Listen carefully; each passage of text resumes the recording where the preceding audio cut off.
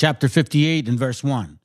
Cry aloud, spare not, lift up thy voice like a trumpet, and show my people their transgressions, and the house of Jacob their sins.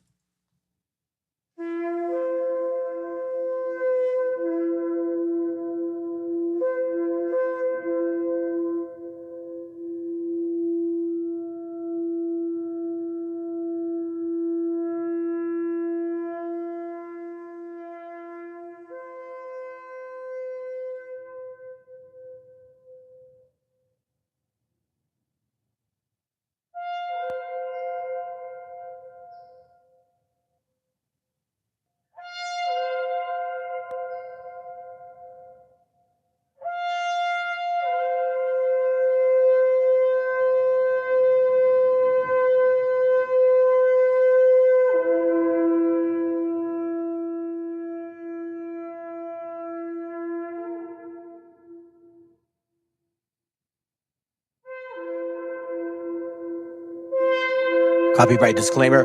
This content does not belong to Bible Chronicles or claim this intellectual property. The content provided today has and always will belong to the content owner. Bible Chronicles does not have any affiliation with the owner of this property. As mentioned, Bible Chronicles did not intend to make use of any material for the purpose of harvesting gain. However, Title 17 of United States copyright law states material in use can only be done when it's for theological or general educational purposes, and thus Bible Chronicles believes that this principal material falls under fair use, which honors protection under Section 107 of the same U.S. copyright law. Yeah. Ay, ay, ay. Yeah. Dearest Mexicans for Trump, you won't ever be white. You bought the bullshit propaganda and they got you like sight. Fourth Amendment violating my constitutional rights. Racial profiling's illegal, but they targeting my people. El nopal en la frente. This is for mi gente, born and raised in Los Angeles. Soy la represente. A country that's founded by immigrants, but still they do us dirty. I guess the white power decided we weren't worthy. So when you say white supremacy doesn't exist, I can help but notice they control all the politics. Your lame distraction to cover up, we ain't buying. Release the files you promised us, you lying about that island. Shit is getting messy, Epstein's bestie. Cover up for pedophiles, that's nasty. México, Ecuador, Colombia, El Salvador. Todos los países saben quién es la matadora. Brown skin, brown eyes, brown in this liquor cabinet. Brown owned businesses opening all across the planet. Brown skin, brown eyes, brown in this liquor cabinet. Brown owned businesses opening all across the planet. America's nightmare is brown skin, black hair, brown eyes, black Glock 9, cause they don't fight fair.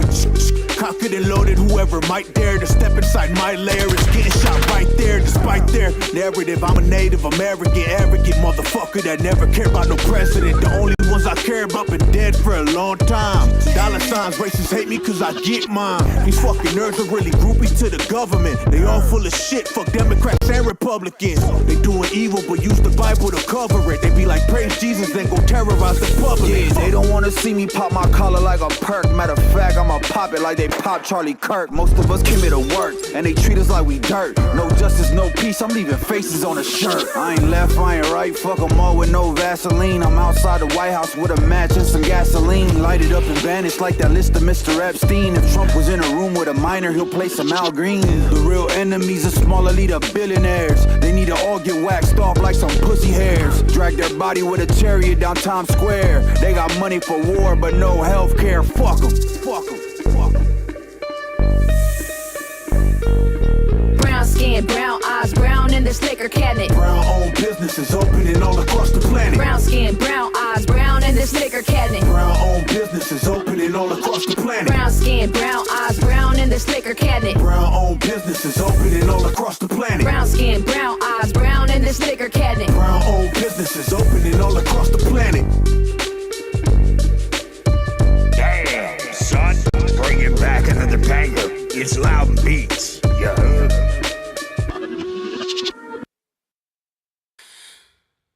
Antes del nombre América, antes del hierro y la cruz, había pueblos que hablaban con la tierra y con la luz. No era un mundo vacío, era ciencia y corazón. La historia empezó aquí mismo, aunque el invasor no pida perdón.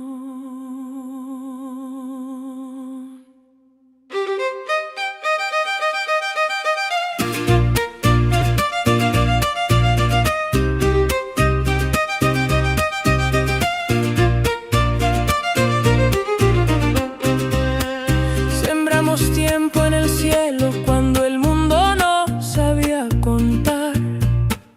El cero nació en la selva, el maíz nos enseñó a pensar. Calendarios y medicina, ciudades frente al sol. No era mito ni leyenda, era pueblo, era voz. No fue descubrimiento, fue invasión. No fue silencio, fue opresión. Antes del mapa, antes de ti, había pueblos completos que no vas a entender. No éramos pasado, somos raíz, aunque nos llamen historia, seguimos aquí.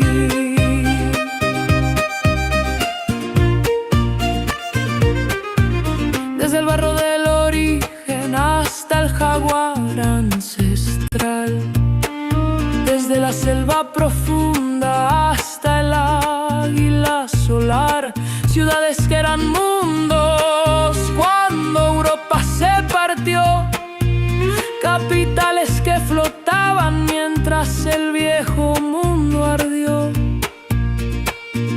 En la montaña aprendimos a vivir sin dominar, sin rueda y sin bestias, pero sabiendo gobernar.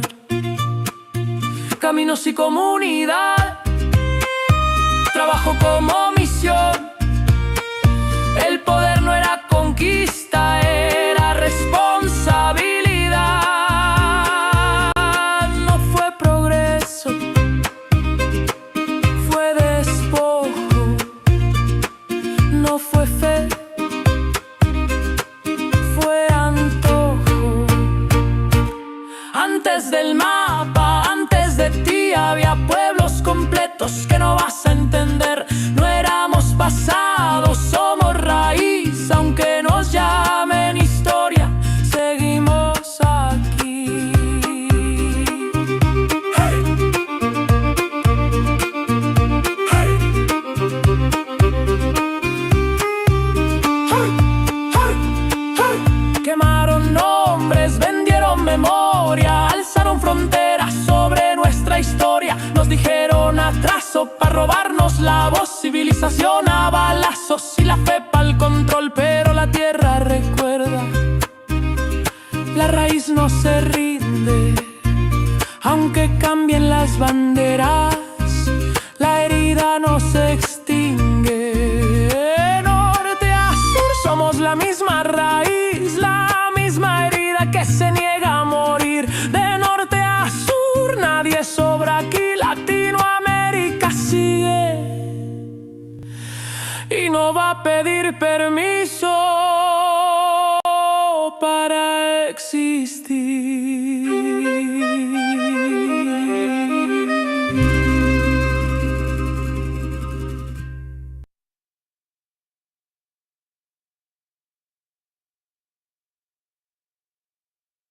El autor viene a decirnos con mucha firmeza y gran convencimiento lo mismo que nos decía en el siglo XVIII el barón de Holbach, ¿no? Un filósofo francés de origen alemán. Si nos remontamos al comienzo, entonces hallaremos que la ignorancia y el temor crearon a los dioses. La fantasía, el entusiasmo o el engaño los adornaron o desfiguraron. La debilidad les rinde culto, la credulidad los conserva, la costumbre los respeta y la tiranía los apoya para que la ceguera de los hombres sirva a sus propios intereses.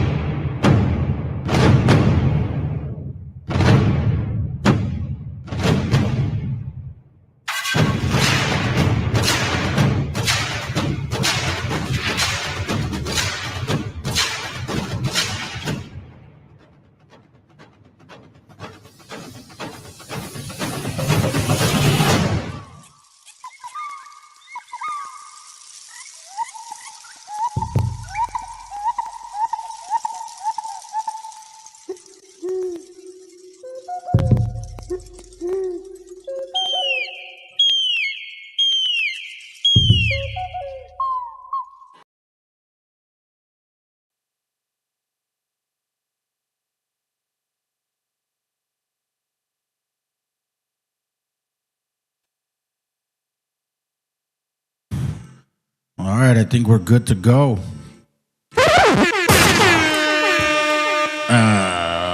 Okay, family. Thanks for being here. Good night. See you tomorrow. Just kidding. What up? What up, bro? Good to have you here. VTC. What up? What up? Yeah, man. Some people don't get it. Kingdom of God dwelleth in you. Some people don't get it. You know, so, anyways. All right. This was the class that I was talking about. Hubris, annihilation.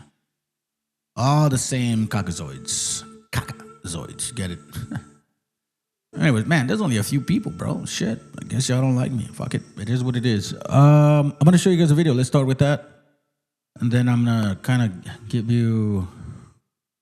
I don't know how to put it, man. This is interesting.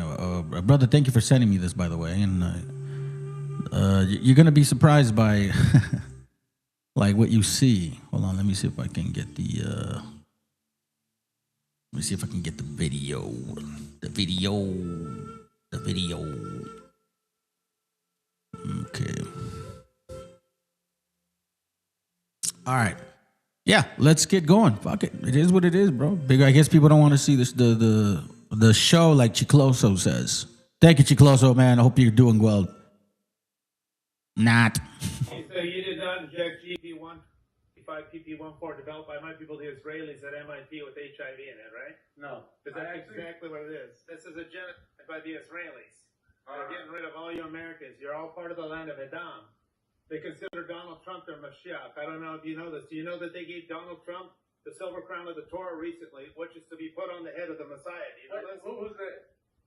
163 Orthodox rabbis. Oh, wow. Came together at Trump's golf course and handed him the silver crown. Do you know any of that? Nope. They gave him a menorah about 2 weeks ago, and on the bottom, the inscription says the Prince of Peace, an utterance out of the prophet Isaiah for the Mashiach, the Messiah. Do you know that happened? So you guys have no idea that they, in Israel, the Knesset, and in the Sanhedrin, have proclaimed Donald Trump the Messiah. Nope. You know none of this. They gave Trump the silver crown of the Torah. Got that? That's the silver crown of Jerusalem. This is to be given to the Messiah and the Messiah only. And 163 Orthodox Jewish rabbis gave Donald Trump the silver crown of the Torah. I worked 4 years on Trump's campaign team. These guys are, this is the inscription, which you can't read, but you can read it here. They're calling him the Prince of Peace. This is an utterance out of the prophet Isaiah. Donald Trump is considered the Mashiach of Israel, the Messiah, according to these rabbis who run your country. The whole COVID agenda was done by Zionist Jews, and they want all you people dead here in the land of Edom. They consider Donald Trump the head of Edom.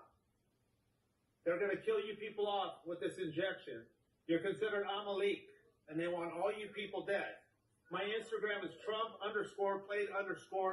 Trump played you. My son's dying from this shot that Donald Trump brought out through a military operation, Warp Speed, March 27, 2020. Approved by the DOD. Warn your fellow Americans. This whole thing by this COVID agenda is all dual citizenship Zionist Jews. I used to be a hardcore Zionist. They want all you people dead, and Trump is their Messiah. Make no mistake of it. He will return. Can I see the back of your shirt? All right. Go Trump. Go Trump. Yeah, Trump's going to kill all you people.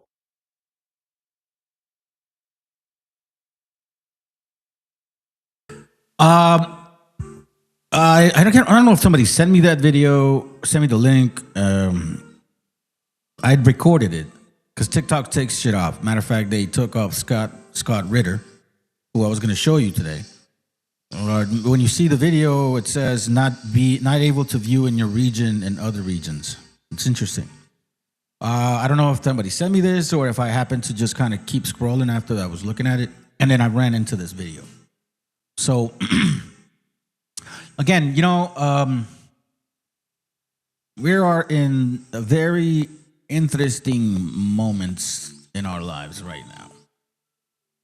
Very, very interesting moments. I want to share this with you before we start like reading. This brother, thank you, bro, for sending this. I find it interesting.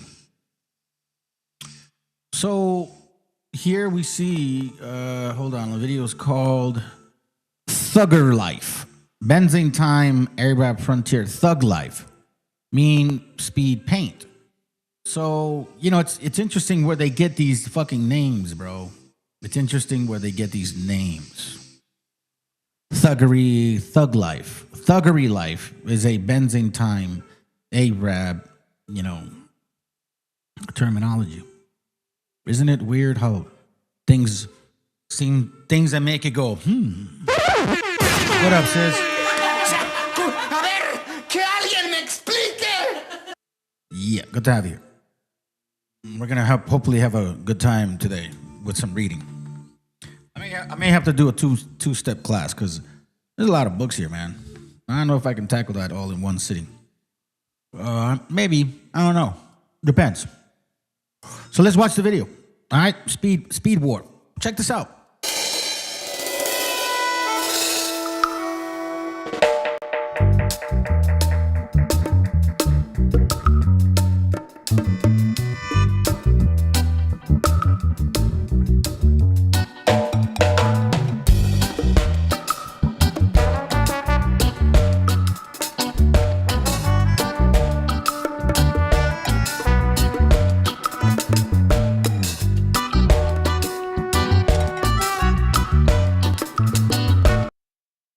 See, it's like you know, they're looking at they're obviously, you see the picture. Let's speed it up a little bit, and you see how it's, you know, like they're drawing characters in. All right, listen, let's go.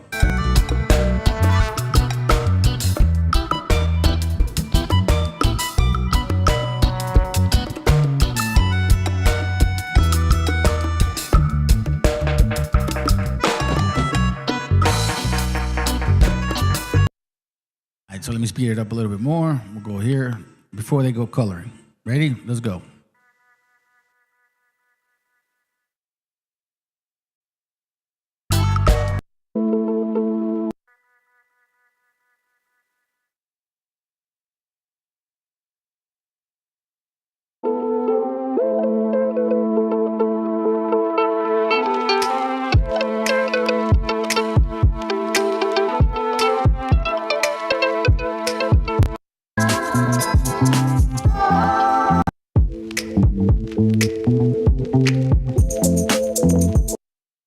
So why am I showing that? You're like, dude, this is stupid, bro.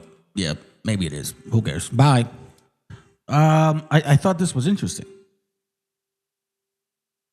Check this out, man. Check this out, bro.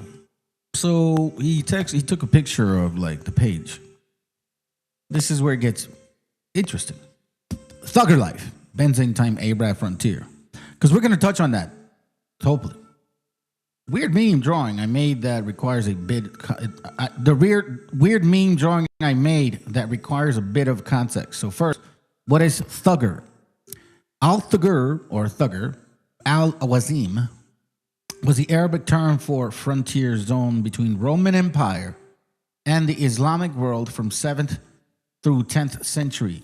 It's interesting because we're going to read about this century, like a lot. Basically, Cilicia, the northern Syria, upper Mesopotamia, Armenia, that region, right? We're going to be targeting more of Armenia and north.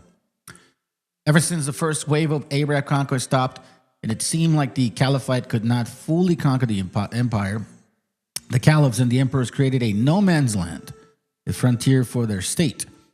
This frontier zone was depopulated, many fortresses were built, and there was constant warfare between the Romans and Arabs.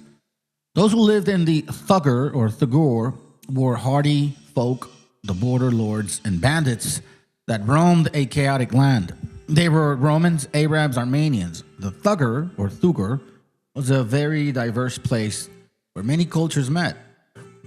On the Romans, roamed a chaotic land. There were Romans, Arabs, Armenians, the Thugger, diverse, blah, blah, blah. Okay, on the Roman side, there were the Arcritia and Appellatai, border guards and guerrillas. guerrillas, I guess, who defended the empire and counter-raidings the Arab raiders. See my video, blah, blah, blah, blah, blah, blah. Then it says, on the Arab side, there were a jihad volunteer, but also the occasional bandits with no alliance to anyone. The Thugur gradually was de-established when the Roman conquered their former lands. In the 10th century, this is 10th century AD, the forts were dismantled, the cities were re-urbanized, the law and order was restored, a troubled region, and the border folk became irrelevant. My drawing here is a tribute to these border folks. They were lawless, ruthless, sure, but damn, they were iconic. You may know of the acritic cycle already, but the Romans were not the only people to sing and write about legendary figures from the Thugur. Armenians and Arabs also had epics about their border hero like David, Sassoon, and Del Hemma. I was just so fascinated by the region, blah, blah, blah, blah. So, you know, and I thought it was like, what do we see? Like, for example, where they get the name Wakanda? From here, right? I don't know, bro. I mean, how can we put this? We see people assimilating and then becoming those people, taking over the names and shit. All of a sudden, like, oh, who created that? That's where they get these things from, fam. And they hypnotize you with like, oh my God, they're so creative. Nah, this is fucking repetitive history. That's what it is. Thug Life was an American hip-hop band, but gradually the word got the meaning of a determined and resilient attitude to success in life in spite of racism and injustice. I think this can also be applied to the border folk of the Thugur, or Thugger, who lived hard lives but left behind incredible legacies and were immortalized in epic poems. Thug Life is also kind of the meme. You get the thing, though? Nothing new under the sun. Nothing new under the sun. Now, I'm going to read this to you just so I can give you, I guess you could say, some context regarding, you know, our quote-unquote salvation. And I say it in those terms because a lot of us don't even understand what that means. We can pick and choose. You know what I mean? You can't pick and choose. One thing about the scriptures is they're very parabolic. You can read something and it doesn't necessarily mean what you're reading. It could mean something totally, you know, opposite, right? So this is one example. Proverbs 24:30 talks about this particular thing. It says, I went by the field of the slothful and by the vineyard of a man void of understanding. You see what he's saying? I went by the field of the slothful and by the vineyard of the man void of understanding. Lazy and just, he ain't right in the head, I guess. It says, and lo, it was all grown over with thorns and nettles that had covered the face thereof, and the stone wall thereof was broken down. Then he says, then I saw and considered it well. I looked upon it and received instructions. So, you know, for example, you guys that are watching, listening, or been listening for quite some time, like, you're not slothful anymore. You know, you're not like void of understanding. Like, you've been getting it. You've been learning. You've been catching. You've been connecting the dots or putting the puzzle together. It's been happening. Unlike other people, they still don't. Grown thorns and nettles all over them. They're not reflecting. They're not repenting. You know, they're just living a life, whatever. But when the shit comes down, when the fire starts burning, bro, it's that last thought of, oh shit, I'm about to die. That's happened to me once. Okay, so I'm very familiar with this shit. Like, oh my God, I'm about to die. And I thought about everything in my life. I was only about 18 years old at this time. You know, I was about to lose my life. It's crazy when you have that, like, gun to you like that, because that's what technically occurred. I was that close. So your life just crosses your, like, oh shit, I didn't do nothing. But not in this case here.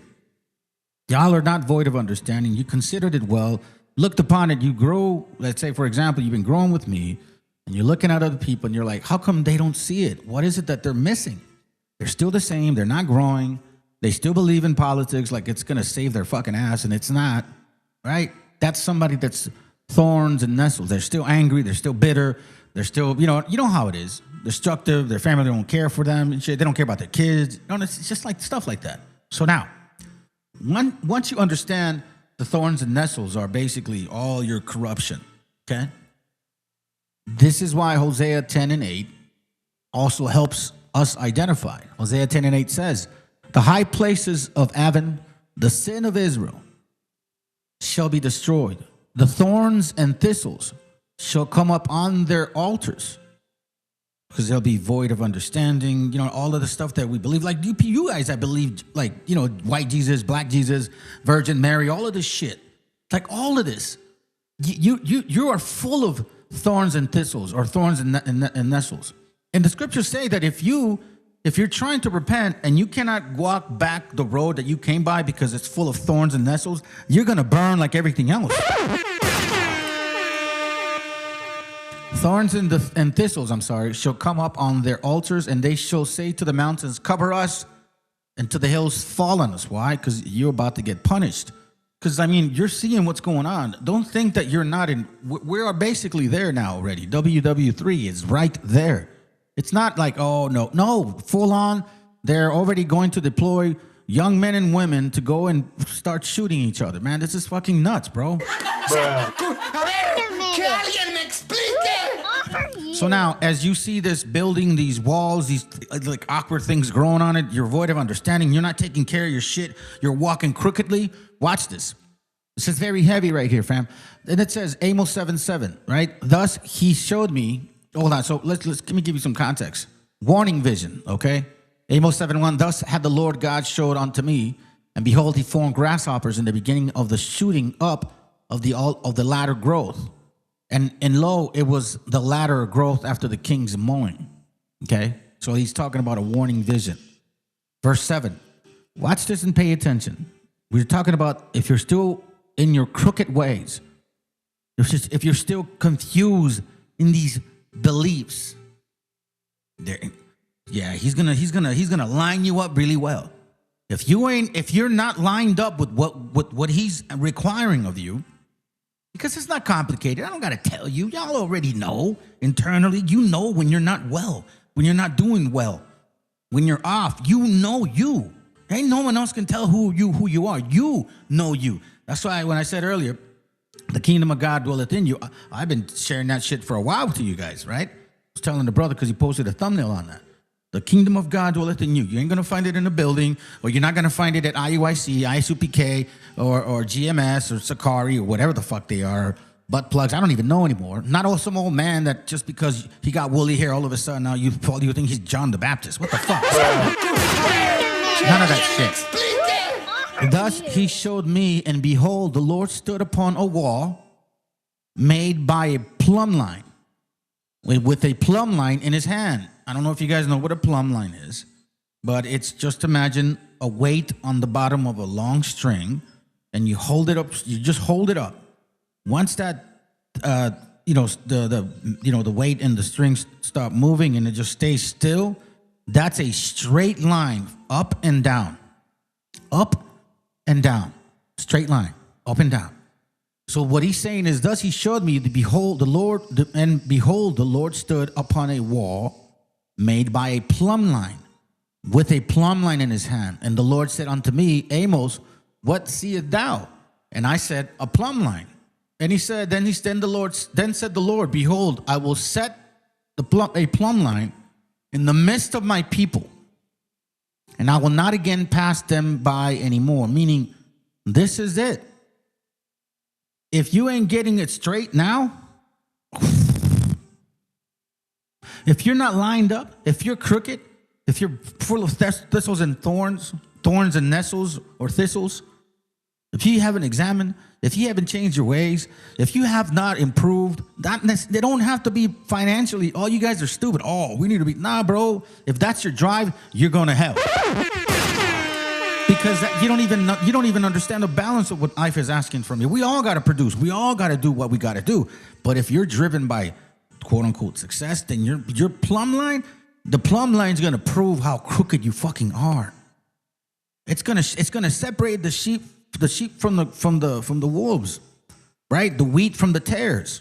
you understand that? From the good seed to the bad seed. Bro, if you are just wicked, we're not saying, well, I mean, obviously you want to work towards making sure you're cleansing, but ain't nobody perfect, bro. We can all strive to it, but it's hard, it's difficult. The point is, it's a contrite heart, a broken spirit. Are you trying to recover from that broken spirit? That plumb line is going to determine if you really are aligned with the Most High or not. Because you know what? I'm telling you right now, this is not a joke. This is not like, oh, you know, we're not in world. Bro, we are there. They're trying to say that we're not there. I'm telling you, family, they're not reporting to you the truth. They're not. Don't wait till the last bomb and all of a sudden, oh my God, I remember so-and-so telling me about this shit and I just didn't. All of a sudden, let's say you know, stuff happens and I don't know. I can't even imagine being in the wrong place at the wrong fucking time. Isaiah 14:21, prepare slaughter for his children, for the iniquity of their fathers, that they do not rise, nor possess the land, nor fill the face of the world with cities. Prepare slaughter. Prepare slaughter. This is for all the enemies and all of you that assisted, that are part of the game. Oh, Republican, Democrat, Jesus, white, black, Virgin Mary, evil one, who don't fucking matter. All of that shit. It don't matter. You're not, if you ain't within that plumb line, you're toast. Isaiah 13:11, and I will punish the world for their evil. Remember thorns and thistles? Remember the void of understanding? Your building's all fucking crooked. Your vineyard's not taken care of. Like, you're not trimming your ways. You're not trimming your ways of wickedness.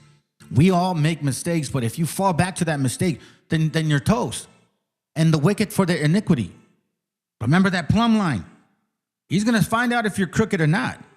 I'm telling you, like it talks about that. A crooked tree brings forth what? A wicked tree brings forth wicked fruit. A crooked tree can never be straight again.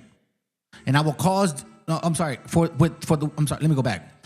And I will punish the world for their evil and the wicked for their iniquity. And I will cause the arrogancy of the proud to cease. He's going to use that plumb line. Arrogant, proud, you're not willing to reflect, not willing to repent, not willing to admit that you're wrong, not taking care of your children, thinking that, look, listen, a lot of you guys are failing with your children. I'm just telling you right now from conversations I have with people, because it's not just several, not just a few, a lot of you guys are failing your kids and you don't even know it, bro. I just listen. Unless you're asked for advice, I don't give it to you if you don't ask for it. Y'all are grown people. And I will lay low the haughtiness of the terrible. You see that plumb line? If you ain't there, bro, I'm telling you right now, all you guys that are like Christmas Christians and shit, like, well, you know, like, I understand you got to go visit your family. I get it. But if you're like looking forward to it, you got trees and all that shit, bro. It's not the Jews. You are confused. Since 1492, these groups didn't stop. Since 1492, these groups did not stop. Mainstream media is downplaying everything. Yeah, they are. They really are, man. They're not telling you any truth, fam. I mean, look, let's put it this way. I had scheduled a link from Scott Ritter. I should have recorded it. I don't know why I did not. I knew it. I'm like, bro, record it. They're going to take it off. And he basically was saying, prove me wrong that this isn't happening. Prove me wrong that this isn't happening. Prove me wrong that, bro, I'm telling you. Let me see. Let me just give you guys the example. Right here, look. Check this out. This is the Scott Ritter. I'll even show you because I had it here. Dated from when? March 5th, right? From yesterday. Scott Ritter. So what did they do? They banned that shit. This video isn't available in your country or region. They are lying to you. You are officially going to experience WW3. We're in it, family. So what I'm going to do today is I'm going to show you the lineage of these people. Prove to you they're converts, 100%. So it's like, what are they trying to create? They're trying to destroy humanity. I'm serious. They're wicked like that. It's crazy, man. Let's go. It's not the Jews, it's not the Muslims who are attacking me. It's Christian Zionists. Those are the ones who are attacking me. They're mad that I converted to Catholicism, and they're mad that I dared to speak out against Israel because that's their religion. You can't speak out against Israel because what they said on that stage is that if you're not a Zionist, you're an anti-Semite. You're a hateful bigot. That was the statement that they made. And I will tell you, I reject that. That is hatred towards Catholicism. And I, as a Catholic, am deeply offended, and so many Catholics are. We are the furthest thing filled with hate. We are the furthest thing from being bigots. All we want is to stand up for our religious freedom and reject Zionist supremacy, because we as Catholics, we don't believe that Israel today has anything to do with Israel of the Bible, okay? Christianity has been hijacked by evangelical Christian Zionists, and it's time we take Christianity back. You know what, family? This is the funny part. This is the funny part, okay? We've been saying this since 2022. When I say we, it's because that's when I started the channel. You guys were all part of this walk. If you've been following since then, all praises to you, all be revealed. You're one of them that followed me since 2022, bro. I don't know if anybody else did. Anybody else, I think maybe 2023 and on. But you were one of the first ones. So we've been actually experiencing all this. And I've been bringing this whole thing out since 1492. This has been occurring.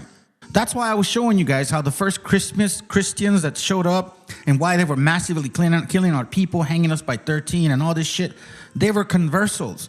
In reality, self-proclaimed Jews that didn't want to lose their position. So they became Christian, or they ended up coming here, killing in the Christian name, but in the same breath, making fun of Christianity because they didn't truly believe it.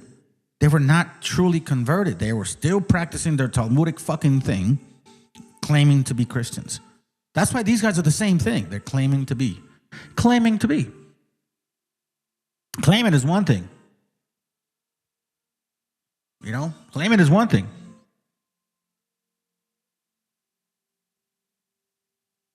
Give me a second here. Read this before starting the video.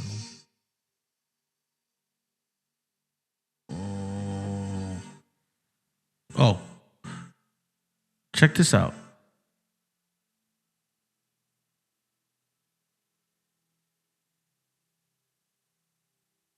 I found this so funny, and it's kind of had to do with the title as well. Because I had the title in mind, but it really helped. It says here, Netanyahu's Armageddon, blinded by rage and revenge, and driven by hubris and greed. Pride. Operation Bomb, Bomb, Bomb, Bomb, Bomb. Iran, whenever war criminal Prime Minister Benjamin Malkovsky makes a trip stateside to meet with the president at either the White House or the Mar-a-Lago, very bad things happen to any nation that finds itself in the Zio-Anglo-American crosshairs. Zio-Anglo-American crosshairs. Do you understand what that means, family? Do you understand what we're saying now? Do you know what I mean? Do you know what I'm saying? Hey, what up, bro? Good to have you, man. Let me see. I didn't say what's up to Timo DeVille. What up, bro? Bienvenido, man. Bam Bam, what up, brother? Yeah, say no to the draft. You know, I feel bad for some of the brothers that are going to be forced to actually, going. Wax a Million, good to have you here, brother. I think you're new here. Welcome. Private Anatomy, I think you've been here before. Were you the one that emailed me a song? Was that you? I don't know if it was you, but I did kind of listen to it a little bit. I got to go back and listen to it again. I would suggest, try to put a positive message. I haven't heard the song completely, right, if it's you. But make sure that you put a positive message so I can share it. And make it a good one, man, because, a lot of people, trust and believe, man, I've made a lot of, so songs that I play, I made a lot of them really, really fucking famous. I brought their name over here. And all of a sudden, people started, downloading this shit fast.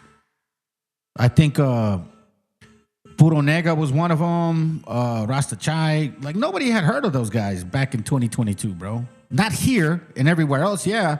But as soon as I brought them here, bam, they started kicking off. So, if that's you, perfect. Let's see what I left off. Okay, cool. So let's go. It says Zio-Anglo-American crosshairs, but this time the stakes have never been higher, and the blowback on the U.S. has never been so unpredictable and catastrophic. You see? Listen to this real quick. It's well documented that we have, for quite a long time now, known where the real problem is in the Middle East. And in fact, the president adequately described it as the axis of evil.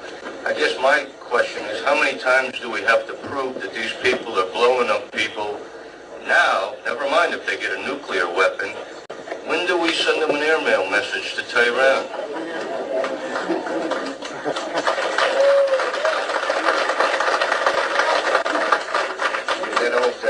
That old Beach Boys song, Bomb Iran? Anyway,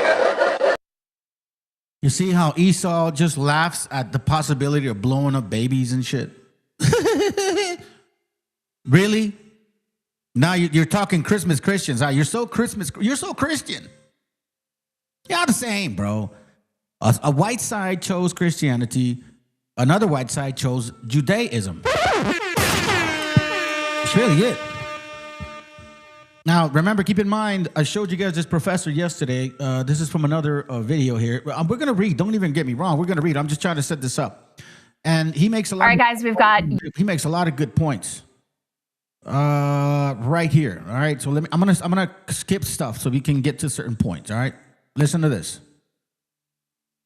I'm making 3 big predictions, right? First is that Trump will win in November. Second is that the United States will go to war against Iran. And the third big prediction is that the United States will lose this war, which will forever change the global order. So obviously that last one is the only one who is. And that's why, I listened to what he was saying, because he's been on point, bro. You cannot take credit for something that other people do, and you can't not give other people props for what they do. You get what I mean? It's just important, man. Plus, he's a professor, bro. Trust me. If you appreciate knowledge, you'll have respect for knowledge. Let's go. That has not yet come to fruition is quite a stunning prediction. Do you stand by it? And what have you seen so far that leads you to sort of stand firm in that conclusion? So given my analysis of how the war is progressing, I think that Iran has many more advantages over the United States. The reality is that right now, it's a war of attrition between the United States and Iran. And the Iranians have been preparing 20 years for this conflict. In their eschatology, in their religion, this is a war against the great Satan. They've had many practice runs. Last June was a 12-day war when the Iranians were able to examine and analyze the strike capacities of both the Israelis and the Americans. And they've had a lot of time, 8 months, to prepare fully for this new attack. They, through their proxies, the Houthis, Hezbollah, Hamas, and the Shia militias, have been able to. Well, I don't know if he has. Maybe. I felt very strongly that he was going to win, and I said it in June 2024. Now, mine was driven by examples, and one of the most important things was the magazine that I showed you guys. It had Shane Bound looking one way and Trump looking the other. They had not yet won. And I was like, you know what? It's already predicted. This is what they want. So these two are going to win. I knew Shane Brown was going to win. I knew that Trump at that moment was going to win. I'm like, I didn't want him to win, but it's like, which evil do you want? They're both pretty bad. You know what I'm saying? So, but I do remember bringing out some information like in 2023. Fuck, I can't remember that video. Anyways, I don't remember. Let's move on. But no, that's really grasp the American mentality. And now they have a pretty good strategy of how to weaken and ultimately destroy the American empire. So what the Iranians are doing is they're waging war against the entire global economy. And so they are striking the GCC countries. And not only are they striking GCC countries, American bases, but they're going after the critical energy infrastructure of these bases. They blocked off the Strait of Hormuz. And eventually, they will go after the water desalination plants. which is the lifeblood of these nations because they don't have fresh water supply. In fact, the water desalination plants provides 60% of the GCC's water supply. So if a drone, and these drones cost $50,000, if they wiped out a desalination plant in Riyadh, Saudi Arabia, and it's a city of 10 million people, right? They'd be out of water in 2 weeks. In 2 weeks. And right now, the Iranians have de facto closed off the Strait of Hormuz, and the GCC gets 90% of its food from the Strait of Hormuz. So I know a lot of people are talking about the disruptions to the global economy, but right now, the Iranians are actually threatening the very existence of Saudi Arabia, UAE, Bahrain, Qatar. Scriptures talk about this. I shared it yesterday. I'll go over it again. Genesis 16:11. As a matter of fact, 16:1 is talking about Hagar, right? The Egyptian, was handmaid to Sarai, Abraham's wife. Okay. Now that's verse 1. But in verse 9, it says this, 9 through 12. It says, and the angel of the Lord said unto her, return to thy mistress and submit thyself under her hand. If you read the chapter, you'll understand what it's talking about. It's not that long. And the angel of the Lord said unto her, I will multiply thy seed exceedingly, that it shall not be numbered for multitude. And the angel of the Lord said unto her, behold, thou art with child, and thou shalt bear a son, and shall call his name Ishmael. Like all the Middle Easterns know that most of them, right? They connect with Ishmael. Because the Lord had heard thy affliction, and he will be a wild man. Aren't these people blowing themselves up like they do jihad shit? His hand will be against every man. See? Aren't they not attacking everybody else? Saudi, Qatar, like everybody else? And he will be a wild man, and his hand will be against every man, including who? Edom and Amalek, and every man's hand against him. And he shall dwell in the presence of his brethren. So as you can see, most of them, like predominantly over there, right? Now, here's what it says in 2nd Ezra, chapter 15, verse 27. We'll start there so you can get an idea of what's going to happen. For now are the plagues come upon the whole earth, and you shall remain in them. For God shall not deliver you, because you have sinned against him. Remember that plumb line that he's going to judge you by. Crooked tree does never get straight. Behold, a horrible vision and the appearance thereof from the east, where the nations of the dragons of Arabia shall come out with many chariots, they're usually in the sky, and the multitude of them shall be carried as the wind upon the earth. You see all those ballistic missiles? All those ballistic missiles, bro, they're bombing Israel. And they're not telling you guys that that's happening. They destroyed their Golden Dome. Their dome don't do shit now. It's completely open. But they don't want to tell you that because they want you to believe that they're supposedly winning. That's the whole sale that white folks been telling, the elite white folks have been telling all of you collateral damage white people. We're the greatest. We're the top notch. We civilized everybody. No, fuck no. Y'all didn't do shit. You guys stole and lied. That's it. And now you're being told that, no, you're winning. No, you're not. You're sending your kids to slaughter. That's why I read Isaiah 14. Slaughter, slaughter, slaughter. It's coming. You think it's a joke? This is WW3. I don't know why you guys think this. Look, Iran even said it themselves. They're not going to give up. They're not going to let up. And this is why this is scary what he's saying, because look, man, it's crazy how some people just kind of see it. And you know why? Because it's history. It repeats itself often. Let's go. And why this is important is that the Gulf states are really the linchpin of the American economy. So what they do is they sell petrodollars, and then they recycle the petrodollars back into the American economy through the investments in the stock market. And right now, we know that the entire American economy is propped up by AI investments in data centers. And a lot of that comes from the Gulf states. So if the Gulf states are no longer able to sell oil, and they're no longer able to finance AI, this AI bubble in the United States, then this AI bubble will burst, and with it will burst as well as the entire American economy, which is really a financial Ponzi scheme. Right. So that's a dire situation that the Americans are facing right now. Yeah, I mean, to your point, sir, an Amazon data center was literally hit in the UAE. And now, of course, big tech companies, which were looking... There were 2 of them already. ...at the UAE as a major potential data center investment just from yesterday in Israel, which shows a single Iranian ballistic missile, which is being targeted by some 11 different interceptors, all of which miss. Most of those come from the United States, not to mention all of the different bases, the GCC countries that you just talked about, and the asymmetry of the cost. It's $1 million for a missile, tens of millions per interceptor in some of these cases. With these munitions running out, how does that change the global picture? So you're in China, obviously, much of the stocks in Asia. Military is not designed to fight a 21st century war. Remember, the military-industrial complex came to being after World War II, and it's designed to fight the Cold War.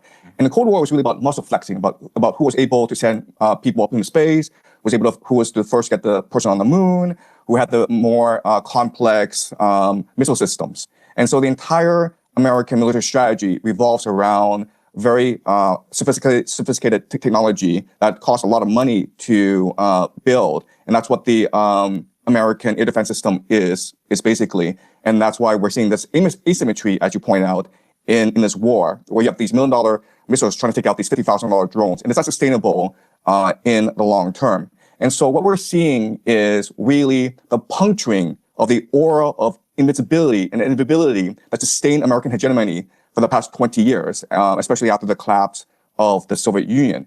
And this is really a reordering of not just the global economy, because this signals the collapse of the petrodollar, and with it, the entire US dollar-based reserve currency. By the way, the barrel is $90 right now. Look it up. System, but also the global hegemony of the United States. We're moving towards a multipolar world. Professor, this morning, Secretary of War Pete Hegseth was asked a question about potential ground troops in Iran. He refused to rule out that possibility. And he said, oh, well, we're not going to project to you what we will or will not do, but we don't want to, rule anything out. We will do what it is if it were to send ground troops into Iran. At the same time, the United States are committed to regime change in Iran. We've never had a precedent in history where you were able to regime change from the air alone. Need boots on the ground. They need boots on the ground. I'm going to fast forward it. Yeah, his name is Professor Yang Media in his YouTube channel. He's a professor. He actually uploads his classes. And he teaches, I'm assuming he teaches over there somewhere in Asia, because I've heard a couple of his students ask him questions and they sounded like Asian. I don't know what is he, if he's Chinese or Japanese or Korean, but it sounds like he's, teaching over there. All right, so let me skip it ahead. Push from Saudi help, not that. I'm going to start here, okay? I'm going to start right here. This gets interesting at this moment. NEOM, and all these things are not working out. So they need to be able to control the oil resources of the entire Middle East if they are to survive and thrive as a nation. So I do believe that this reporting is credible, even though it does make Saudi Arabia look bad. But remember, Saudi Arabia says that they wanted peace, but they are helping the Israelis and the Americans attack Iran right now because they're allowing the Israelis and Americans to use Saudi airspace. That's why Iran has been attacking them. Like, bro, really? You're Islam, you're Muslim, and we're apparently brethren and Ishmael, whatever, and you let them do that shit? That's why Iran attacked them as well. Help us understand, because it still feels to me like there's some pieces that don't totally add up. You had in advance of this point, and yet Trump still decided to go ahead. What is the calculus that he was making here that led him to take what already appears to be catastrophic actions? Right, okay. So this is the key question. Why do they do this? I think there are three possibilities, okay? And I think all three possibilities are valid. The first is that of hubris. You look at history, this is how empires behave. Key question, why do they do this? I think there are three possibilities, okay? And I think all three possibilities are valid. The first is that of hubris. You look Hubris. That's why it was kind of going with the title. I had already looked at that word. I promise you I'm not lying. I didn't know how I was going to put together the word. But then brother sent me a video. He mentioned something like that. I saw him later on mention this right here, I think. I'm confusing which ones. And then it just said, you know what? That's the title. Because the title before was this one, Order by Chaos. But I was like, this made more sense. Thank you, Yasharala. Thank you for sending me that video, because that kind of triggered this whole like title. You know what I mean? You helped me with the thumbnail, because this was the thumbnail for this class. And I'm glad I didn't go live on that. Let's go. Look at history. This is how empires behave. So the Mindoro kidnapping was quick, successful, and it was adrenaline rush for Trump. And that made him overconfident in the capacity of the American military. Okay, so hubris is a factor, and we see this throughout history. Why did Hitler invade Stalin? Because he conquered Europe really easily, and he thought he was invincible, right? And that led to the destruction of the German army in the Soviet Union. So hubris is a factor. Then you have to look at internal political calculus, where even though America does not benefit from this war against Iran, Trump himself personally benefits. Why? Because the Saudis and the Israelis are bribing him to attack Iran. Remember that the Saudis invested $2 billion in the private equity fund of Jared Kushner, who is the son-in-law of Donald Trump. And the Israelis, through Miriam Adelson, have been financing Trump's political career. Attention to this, okay? Remember, keep in mind what I've been sharing with y'all. Remember this video that I told you about? This one. Like I was saying, how they looked at us like they looked at them. Remember this? They're coming back soon. Okay? Hold on, honey. This is my little baby girl. She's 5 already, man. Fuck. It's crazy. Here goes this one.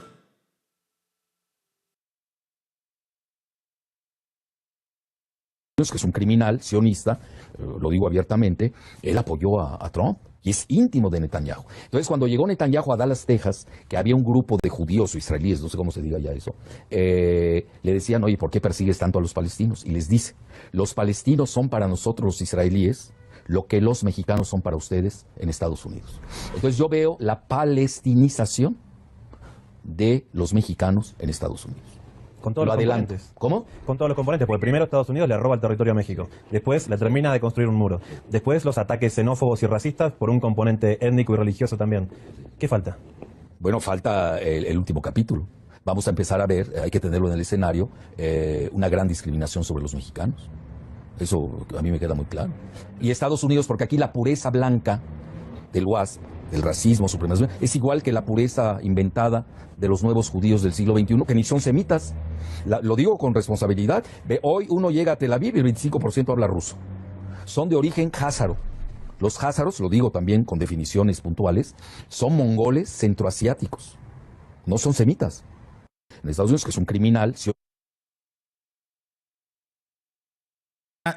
I'm going to tell you this, family. If let's say, everything that I'm saying or whatever the scriptures say is not true, and they end up knocking down Iran and take control over all the Middle East, that's going to happen here. Do you understand how important that is? Because they're like already arguing with Ecuador. They're talking about Cuba, Mexico's narco shit. You know what I mean? Crazy, man. Right, so here's where he says, this is where it gets interesting. He talks about Illuminati. Let's go. Miriam Adelson, a few months back, said that she will put up $250 million if Trump were to run a third term. So Trump is getting a lot of financial and political support from the Saudis and Israelis. Also remember that if this war goes sideways and Trump is forced to use ground troops, he will probably get approval from Congress, and this will give him emergency war powers, which will allow him to influence the midterms. So Trump is thinking about a third term. And I think at the ballot box, he probably won't get it. But if there's a war going on and you can delay elections and you have emergency. And that's what I had said, like the way that it's moving, Epstein, all this shit, there ain't going to be no midterms, family. I'm telling you, they're going to go to war and going to make that a reasoning that they can't vote because there's war right now. Your midterms are done, right? You're not going to get him out of here for the next 2 years. He's going to probably go to war for another 2 years. So then he doesn't have to face the fucking music. Remember, they gave him 34 counts, bro. He should be in fucking jail right now.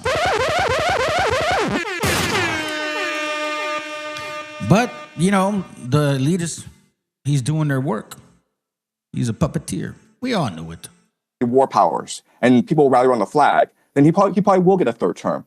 And the last factor that is very important is the eschatological factor, where if you look at the Epstein files, it's clear that we are run by secret societies. It's clear that the world is run by these individuals who have a lot of power. We don't know who they are, but they control the military. They control the national security apparatus. And these people, there are different names for these people. You can call them the Illuminati. And the Illuminati are composed of three major groups, okay? You have the Jesuits, who control the Vatican. You have the 17 Frankists, which control the modern state of Israel today. And you have the Freemasons, which control the national security apparatus. What the fuck did I tell you? I told you! Damn, dog. I've been sharing that shit. And keep in mind, who is their muscle? Canaan. You know what I'm saying? It's like, that's why they're infiltrating, you know, people like, oh, they're natives out there. You got culomeados and shit saying all that shit. He's a Kaiser as well. You see what I mean? Bro, I'm telling you, family, this is powerful. People control the military. They control the national security apparatus. Eschatological factor will get a third term. And the last factor, powers, and people rally around the flag, then he probably will get a third term. And the last factor that is very important is the eschatological factor, where if you look at the Epstein files, it's clear that we are run by secret societies. It's clear that the world is run by these individuals who have a lot of power. We don't know who they are, but they control the military. They control the national security apparatus. And these people, there are different names for these people. You can call them the Illuminati. And the Illuminati are composed of three major groups, okay? You have the Jesuits, who control the Vatican. You have the 17 Frankists, which control the modern state of Israel today. And you have the Freemasons, which control the national security apparatus of the United States. And they believe that Israel, this war in the Middle East, is key to the end times in creating heaven on earth. So it's almost like a script that they're following, even though it doesn't make any geopolitical sense. Okay, so I would say that these three are the best reasons why this is happening. Wow. Well, sir, I hope you come back. This was very... You see that shit?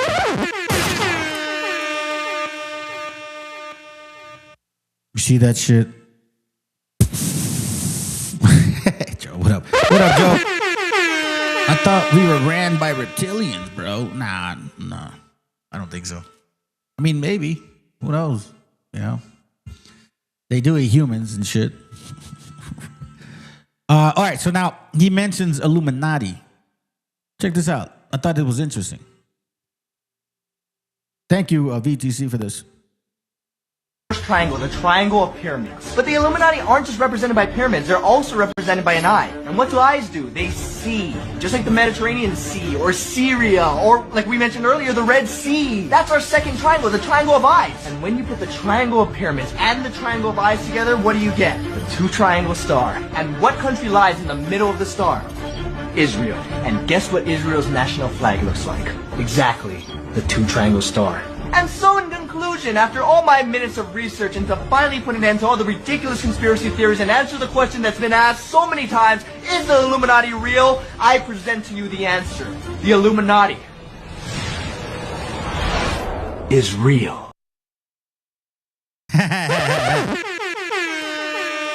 Illuminati is real. Or is real. Get it? All right, let's start reading. All right, so I got this for you. Hey, let me close this up. We are going to get into some matrix. First thing we're going to read, we're going to look at this book called The Occult Roots of Nazism. Pay attention. Pay attention. Secret Aryan cults and their influence on Nazi ideology. The Occult Roots of Nazism by Nicholas Goodrich Clerk. Dirty ideology. Here's one of the pages we're going to look at, 49, 56, 66. Wotanism and Germanic theosophy. Remember the video? Remember the video yesterday we covered about Edom, and how Odin, Woden, Wotan, Gat, Gatur, Kaz, which is chaos, or Kaz, the deity of the Edomites. Remember that? Okay. So as you can see, this Nazism, there is something to it. Nazism, the Armamenenschaft, and the secret heritage. Okay? The secret heritage. Let me get to the... Hold on, let me see. Which one is it? So I don't have to go through all the... This is why I don't like doing that PDF shit, man. It fucking takes forever. Chivatos way. Chivato! No, just kidding. We're going to go to page... we started page 49. I mean, it was that, but I thought I had highlighted something else. All right, we're going to start at page 49. It says Wotan, right? The German god Odin, the deity of the Edomites. You understand what I'm saying? All right. No, they're coming. They're coming. They already called me. I would let you use my phone, but I'm playing the music.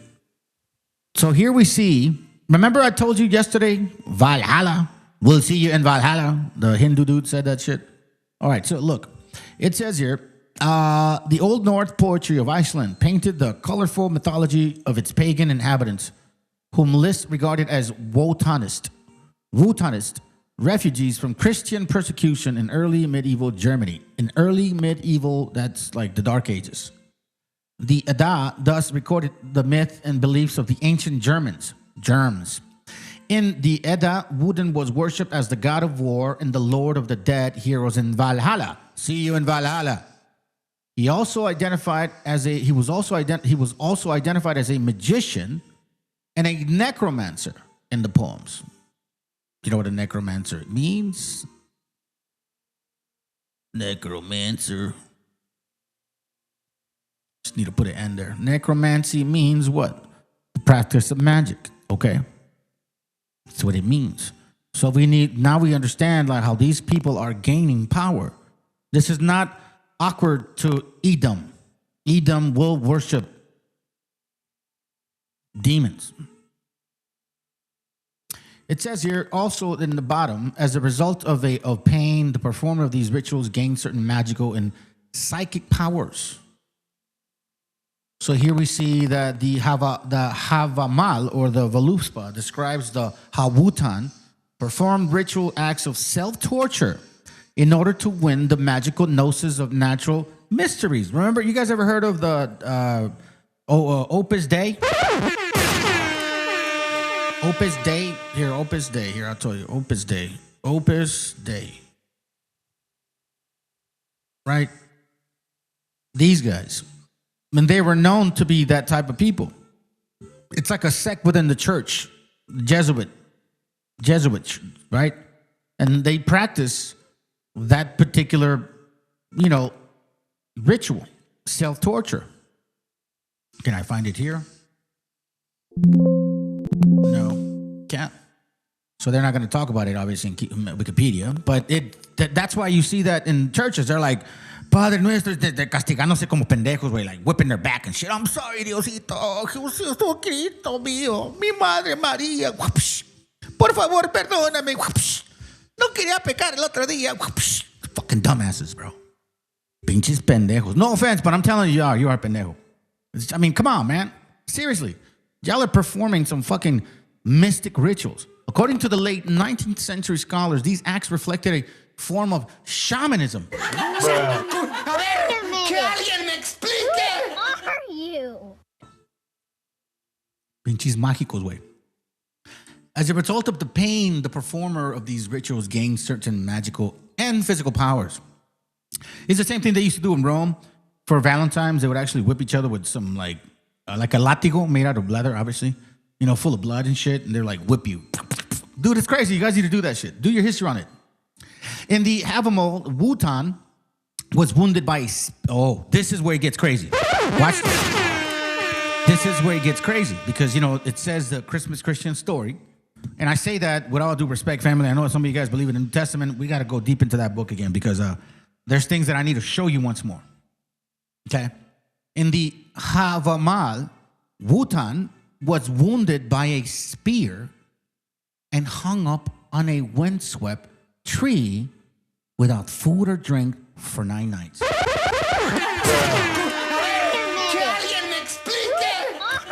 Who was hung from a tree for 9 hours, wasn't given food or anything, and then was stabbed with a spear?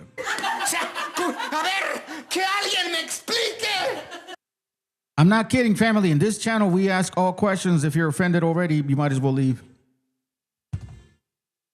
Because that ritual is obviously clear to these Germans, to these Romans. You see the New Testament, how he stayed there 9 hours, from 9 to 6, I believe, right? 9 to 6. When the sun was about to be down. Was it 6 hours or 9 hours? I think it was maybe 6. Maybe I'd be wrong in that. But the whole point is that he was hung on a tree and stabbed with a spear. You know, the spear of destiny? Yep, that one. Now let's continue. Page 51. It says, Lys also formed his new religion from archaic material and in the opposition to the modern world. His doctrine emphasized the power of the individual spirit in the sanctuary within the cosmos of nature. Watch this. As the alleged gnosis of the ancient Germans, this religion was to be revived as the faith and moral cement of a pan-German realm. You've seen pan-African, pan-this, but have you ever seen pan-German? This is what they're doing. This is the WASP with their pan-German ideology. It's an occult. It's a ritual. You think that Epstein, the children disappearing, you think it's just because? Nah, watch this. Watch, just pay attention. Okay, the first source concerns the writings of Max Ferdinand Sebald von Werth. Sebald had begun his literacy career as the editor of periodical Das Angewat, whatever, Christendom, 1891, in collaboration with Moritz von Egidi, a prominent Lebanon reformer in Germany. He was also a prolific writer on the travel in foreign countries. However, in 1897, he began to publish thick volumes on the subject of sexology. His Wanadis and DIS sexual religion describe the sexual religion of the Aryans, a sacred practice of eugenics designed to maintain the purity of the race. You see? Do you see this? All right? Follow here. Both works were published by Wilhelm Friedrich, which you could say he's a self-proclaimed chosen of Leipzig, a publisher known for his many theosophical editions and well illustrated with magical curved armed swastika by the theosophical artist Feudus. Now keep in mind that we saw swastika as well as the Star David together in the same picture, right? You remember that? Okay. They're not any different, family. It says here, according to Sebald, ancient Aryan cosmology was defined by the creative act of God Mundel Fori, who whisked the universe out of his primal fiery chaos. You see, they are all governed by chaos. It is in their nature to govern by chaos. I mean, you can see it, right? It's right there. Oh, what up, bro? Good to have you here. I haven't seen you in a bit. What up, brother? Good to have you here, man. I haven't seen this brother in a bit. Joe Ray Jacques. That's how you say your name, dude. Jacques. No, it's Hake way. It's Jacques. Anyways, let's continue. There subsequently arose a popular dualism typified by the opposite principle of matter and spirit and the male and female sexes. You see this right here? So he insisted that eugenics was essentially an Aryan superiority because only a bond of pure opposites could release the primal energy underlying their polarity and thereby generate excellent progeny. That's why Trompeta says, you gotta have good genes. You're fucking dumb, bro. I don't know how good that could be. All right. It says here on page, I think page 52. Yep. We'll continue. It says he also claimed that the swastika was a holy Aryan symbol since it derived from Feverquero fire whisk with which Mulder 40 had initially twirled the cosmos into being. Right? So it's like, here we go right there. Right? You see those examples? Now it says here, hold on, let me read this real quick. He also wrote for the first time about the immorality of the soul, reincarnation, and its karmic determination. He distinguished between esoteric Wotanist or Wotanist and exoteric and esoteric Armanist. So the exoteric is like the basic for the basic people, like baptism, shit like that, and all that stuff. But the esoteric was considered an Armanist, and it was more like deafness of the understanding of what their doctrine is. Forms of religious doctrines and hinted at the total authority of initiates over the ordinary people in ancient Germany. The Teutonic gods, Wodan, Donner, and Loki, were interpreted as symbols for esoteric cosmology ideas, the Celbaltian stamp of which would have been quite evident to the contemporary. So, for example, all the stuff that I be sharing with you guys, like they don't even know. Even like East Edomites, like Anglo-Saxons, they don't even know this shit. They're like all dealing with the exoteric. Oh my God, we're so great now. You don't even understand what's going on. Watch it. It even gets more interesting. His notes and reference indicate such works as Madame Blavatsky. Now, we all know that Blavatsky was a fucking devil worshiper. You get what I'm saying? So he's referencing these people. So this whole concept of Christianity, Jesus, whatever. Nah, bro, you guys are demons. You don't even know what you're worshiping. You call him, his name is Saint fucking Germain. Saint Germain. Saint Germain is your man. That's your Jesus. You just don't want to call him Saint Germain. It says, let's no longer term the ancient native Germans or a people, but Aryo-Germans. So Lys is a person. It's the Lost Lemuria. I'm by the way, that reminded me. I forgot to get that book, which I'm going to use regarding the other topic. We're going to have to, ask questions on because it's. Anyways, let me continue. But Aryo-Germans and a race. You see this? As if to stress their identity with the fifth root race in Blavatsky's ontological scheme.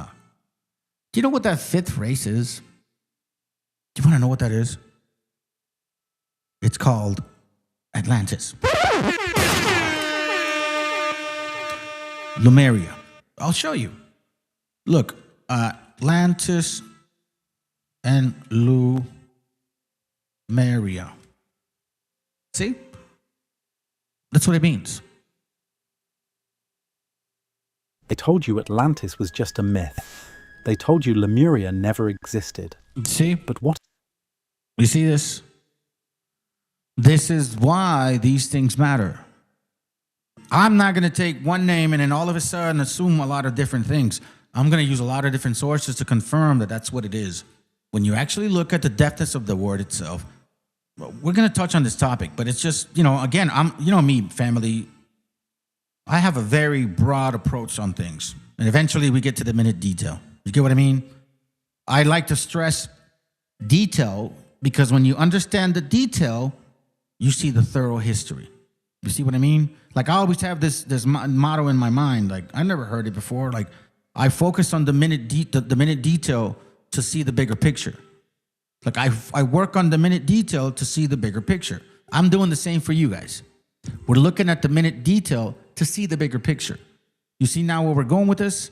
These people, not only the so-called Africans, West Africans predominantly, are they believing this Atlantis stuff, but we also see Blavatsky, entomology, Satanism, Anglo-Saxons, Wodan, Edom. You get what I mean? It's too close for comfort for me. That's what I'm saying. But let's continue. The Watanist priesthood, which Lys had first discussed in early 1890s, was now transformed into an exalted Gnostic elite of initiates. You see? Elites. Elites. You guys ain't part of that picture. You're all collateral damage. I've been saying this shit for a while. You're finally getting it, though. Which corresponds to the Hierophants in The Secret Doctrine, the Die Rita der Audio Hermann, the rights of the Aryo-Germans. So the Secret Doctrine is, I think it's Blavatsky, if I'm not mistaken. The rights of the Aryo-Germans, I have not gotten that book. So let me remind myself to come back. These were all Aryo-Germanic beliefs. Okay? Chapters heading were supplemented with the cryptic theosophy, and the chapter heading were supplemented with the cryptic theosophical sigils. They're right here. The cross, right? He also mentions the airships and cyclopean structures of the Atlanteans. Now that's where it gets interesting. You see, the thing is this, that Diodorus Siculus had actually mentioned about the Atlanteans, and the Atlanteans are no one else but the people in Africa over there.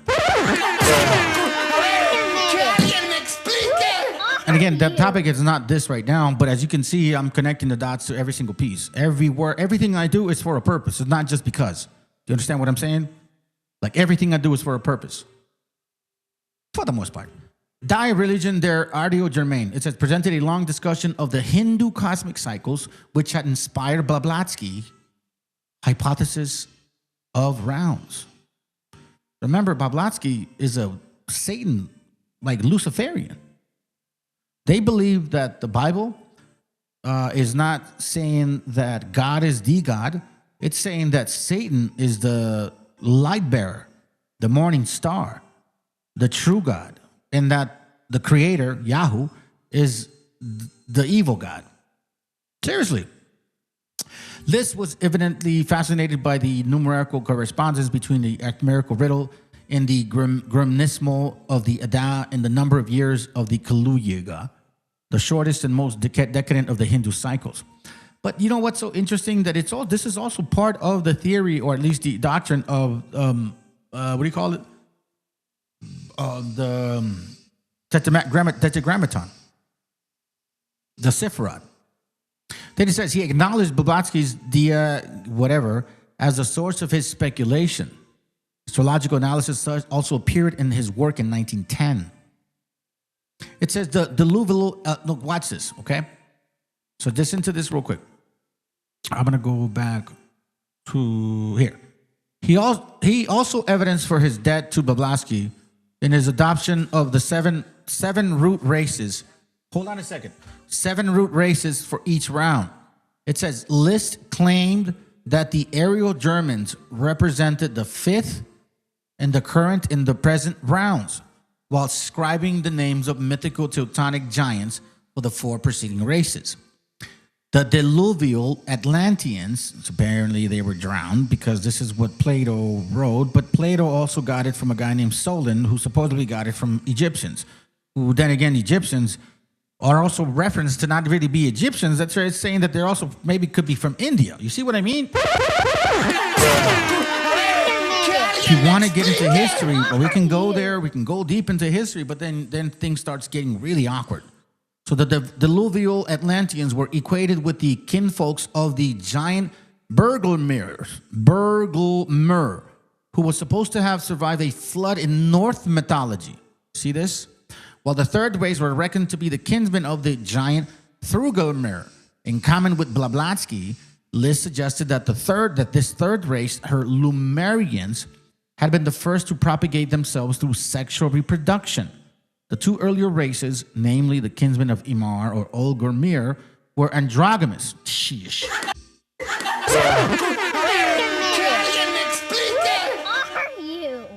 See what I mean? So this concept of, like it's not new to them. This whole, like parodist and, you know what I'm saying? Like this alphabet situation, Republicans claiming they're not and they fucking are in secret. It's in their nature. You see what I mean? Like it's weird, bro. It's really fucking weird, to be honest with you. We're androgynous and clearly corresponds to Blavatsky's astral and hypoborean races. It says on the bottom, page 53, I think 54, sorry. To the root races of the Lumerians and Atlanteans, he assigned homelands on the sunken continents in accordance with the speculations of William Scott Elliott, whose map he reproduced. And it's not nowhere here. And as a matter of fact, they say that those people, Atlanteans, or supposedly from Atlantis, they were not us. They're like white and fucking whatever. All like the movies you see. That's what they believe in. I'm not lying. We'll touch on that.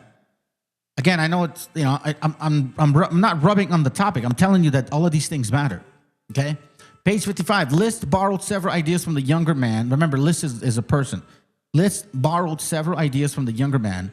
The occult significance of the Templar.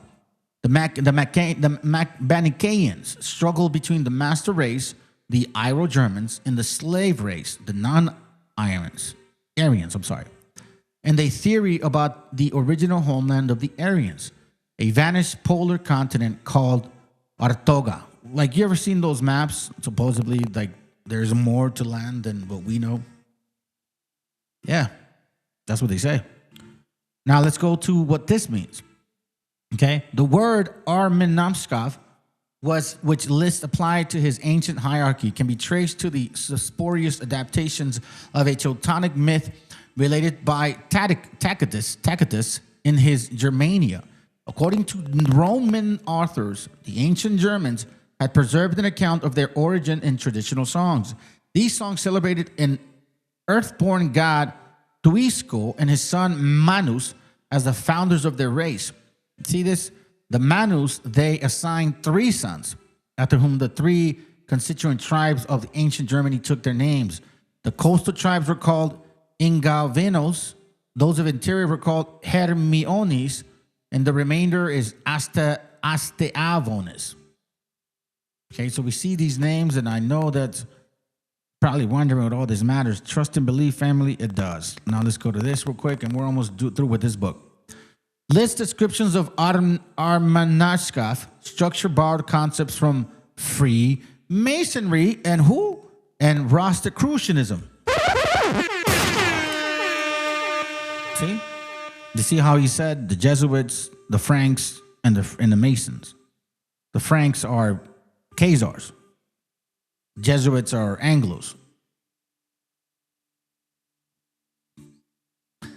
The Freemasons are Psalms 83. Do you understand?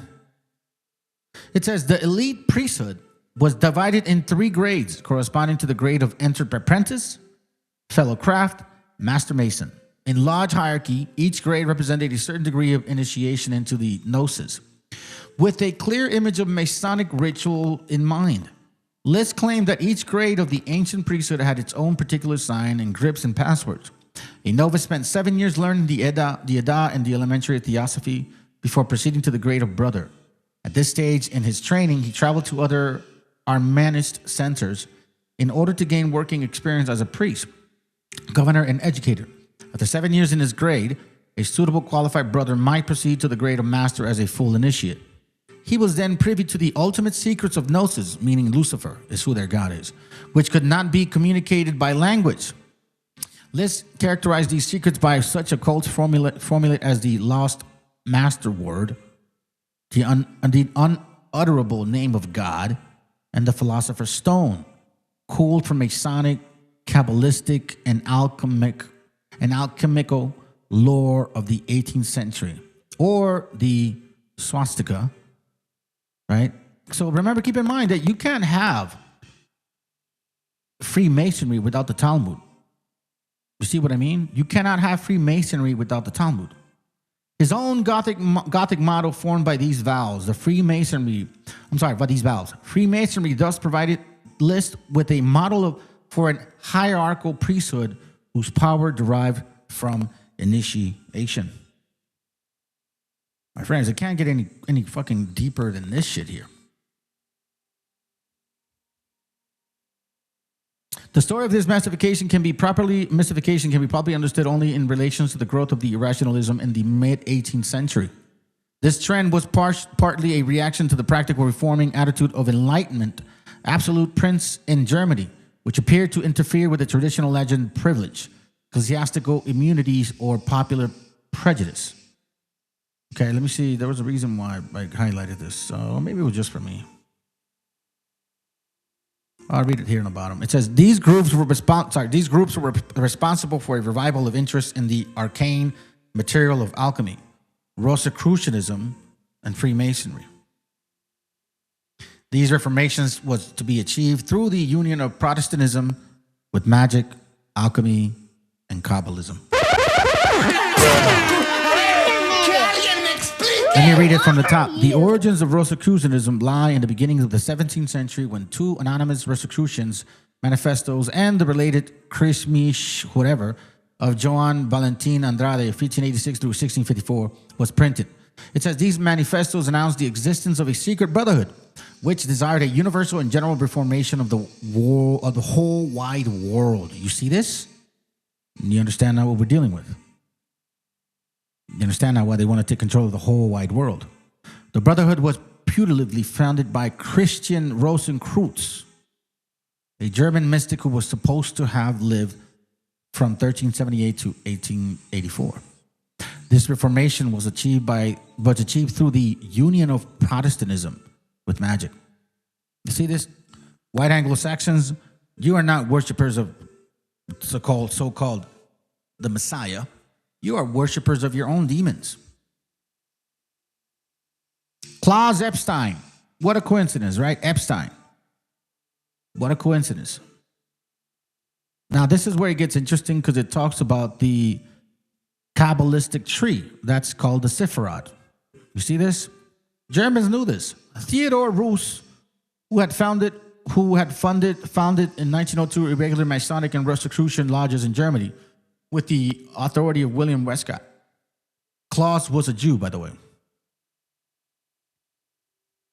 Several Roos were Jews. Do you kind of see where we are going with what we're seeing? I'll read it at this point. At the beginning of the 18th century, the institution of modern Freemasonry arose. It should be emphasized that his new organization of meeting houses was institutionally linked with the old working lodges of operative masons and master builders, which dated from the 14th and 15th century. The Freemasons had begun joining the operative lodge at the end of the 17th century to form an organization in which the professional and upper classes could discuss contemporary affairs and businesses in an enlightened and congenial atmosphere. This is who wrote your 1776. These are the people that wrote your 1776 Declaration of Independence. Seriously. These mythologies entered the late 19th century occultism through the influential writings of French occultist Eliphas Levi. French. But he has a last name Levi, claimed to be Jew. Those writings on magic were instituted by Blavatsky. Again, mentions her.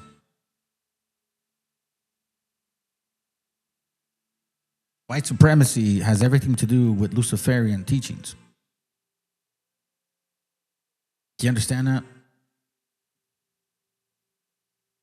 Reuchlin had been acclaimed as the father of German humanism for his pioneering work on Greek and Hebrew texts. Educated at several universities, Reuchlin initially qualified as a lawyer and entered the service of court, in 1482. He was ennobled for his services by Emperor Maximilian in 1494.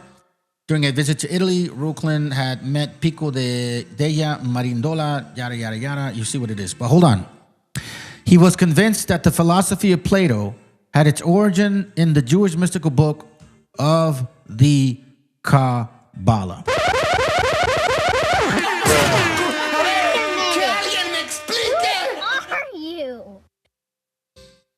Understand that? He was convinced that the philosophy of Plato had its origins in the Jewish mystical book of the Kabbalah, which means that that's where he got also supposedly the imaginary thought process of Atlantis. We'll get deeper into that another time. But all of these things matter. The heroic Aryo-Germanic race was to be relieved of all wages, labor, and demeaning task in order to rule an exalted elite over the slave caste of non-Aryan people. Let me read that again. I'll go here. List blueprints for a new pan-German empire was detailed and ambiguous. It called for the ruthless subjugation of non-Aryans to Aryan masters in a highly structured hierarchical state. The qualification of candidates for education or position in public services, the professions and commerce rested solely on their racial purity. You see that? You see what I'm saying? Now watch this. The heroic Aryo-Germanic race was to be relieved of all wage laborers and the meaning task. Let the Mexicans do it. In order to rule as an exalted elite over the slave caste of non-Aryan people. This is what they told all these cracker barrels here.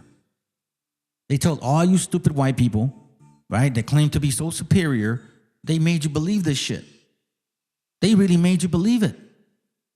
And you went with it. These ideas, published as early as 1911, bear an uncanny resemblance to the Nuremberg racial laws of 1930 and Nazi vision of the future. But List went further still. List is a person anticipating the mystical elitism of the SS in Nazi Germany. Who's teaching this right now today? You know who? Anglo-Saxons. They're doing that shit. The sons of Esau, the sons of Edom, sons and daughters of Esau and Edom. But List went further still, anticipating the mystical elitism of the SS in Nazi Germany. It says the hierarchical structure of the Aryo-Germanic society was based on the Kabbalistic tree of life. Give me a second, family.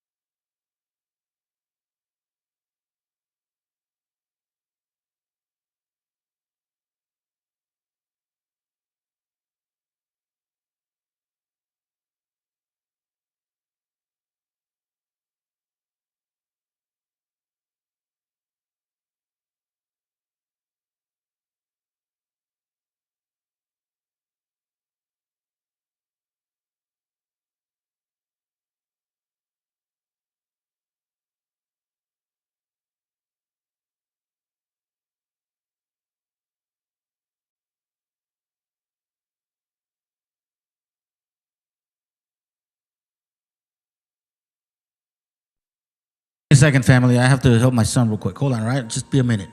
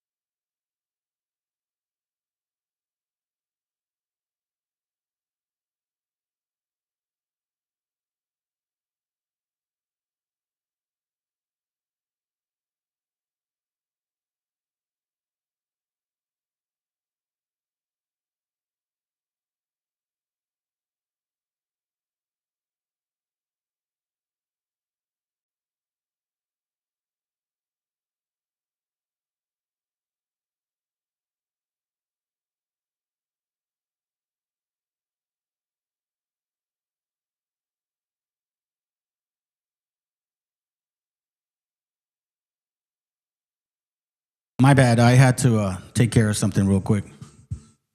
Okay, so at least you guys can get an idea. The Aryo-Germanic society, okay, was based on Kabbalistic tree of life. Now, maybe to some of you guys, that shit doesn't matter. But it does matter to me. We are definitely going to have to do this in a couple parts, family. Because I got to, man, something came up. Whatever. Maybe some other time. You know what I mean? Okay, so now we're going to look at, matter of fact, I think I'm just going to do 2 more books and then we out. Okay? So I gotta take care of this with my family here. All right, so we are now looking at this book called A History of the Jews from the Babylonian exile to the present 5728 to 1968. Okay, so he's talking about from way back to today. This is interesting. It says here, dominions of the Khazars in the 9th century. Starts on page 256, right? So we're just going to target these names, right? It says here, the Khazars, an equally fascinating story, but carrying a great measure of truth and dealing with the spread of Judaism during those days, occurred in another distant part of the world. Around the year 600, a belligerent tribe of half Mongolian people, similar to the modern Turks, had conquered the territory of what is now southern Russia. See right here? Okay, that's Kiev, Ukraine. All right? Southern Russia, it says here. Before long, the kingdom of the Khazars, as the tribe was known, stretched from Caspian to the Black Sea. Its capital city, Itil, was the mouth of the Volga River. The Khazars mingled with the native Slavics population. Jewish, Christians, and Mohammedan merchants visited them, and these contacts had a cultural result. Sometime during the 8th century, the Khazar king and nobility became civilized enough to want to abandon their pagan worship and adopt monotheistic, I believe, religion, about which the visitors from the neighboring lands to the south used to tell them. But with monotheistic religions was, but which monotheistic religion was it to be? The merchants from the Byzantine Eastern Rome Empire urged Christianity upon them. The merchants from Persia urged them to adopt Mohammedanism. Both of these were the religions of the mighty conquering kingdoms. Each argued that God was on its side. Apparently, each of these religions won a large number of adherents among the Khazars. But the royal family, the elites, and the largest number of the nobility were impressed with Judaism. That was the religion they adopted, though they did not force it upon others. Bullshit, they did. For several centuries, the Jewish kingdom of the Khazars continued to rule over southern Russia, and even the Prince of Kiev paid them tribute. By the end of the 10th century, the strength of the Russian increased, especially after their king accepted the Greek Catholic faith and joined forces with the Byzantines. Though the Khazars' kingdom declined, recent investigation seems to indicate that they themselves maintained their rule over much of their former territories down to the Tatar invasion in 1240. Their state then came to an end, though a good many of them remained, quote-unquote, Jews or converts. That's what it is. Some mingled with converts of the Byzantine Empire. Others remained as converts within the Muscovite Principality. But even those who adopted Christianity retained many convert observance. It is interesting to speculate whether the observance of the Shabbat among the certain clans of Kazakhs in the territory now known as Ukraine, which the Russian church was still attempting to stamp out late in the 18th century, was an echo of the ancient Khazar influence. You see this? Page 57. Oh, hold on. Wait, that is page 57. Hold on, page 57. Let's go to page 292.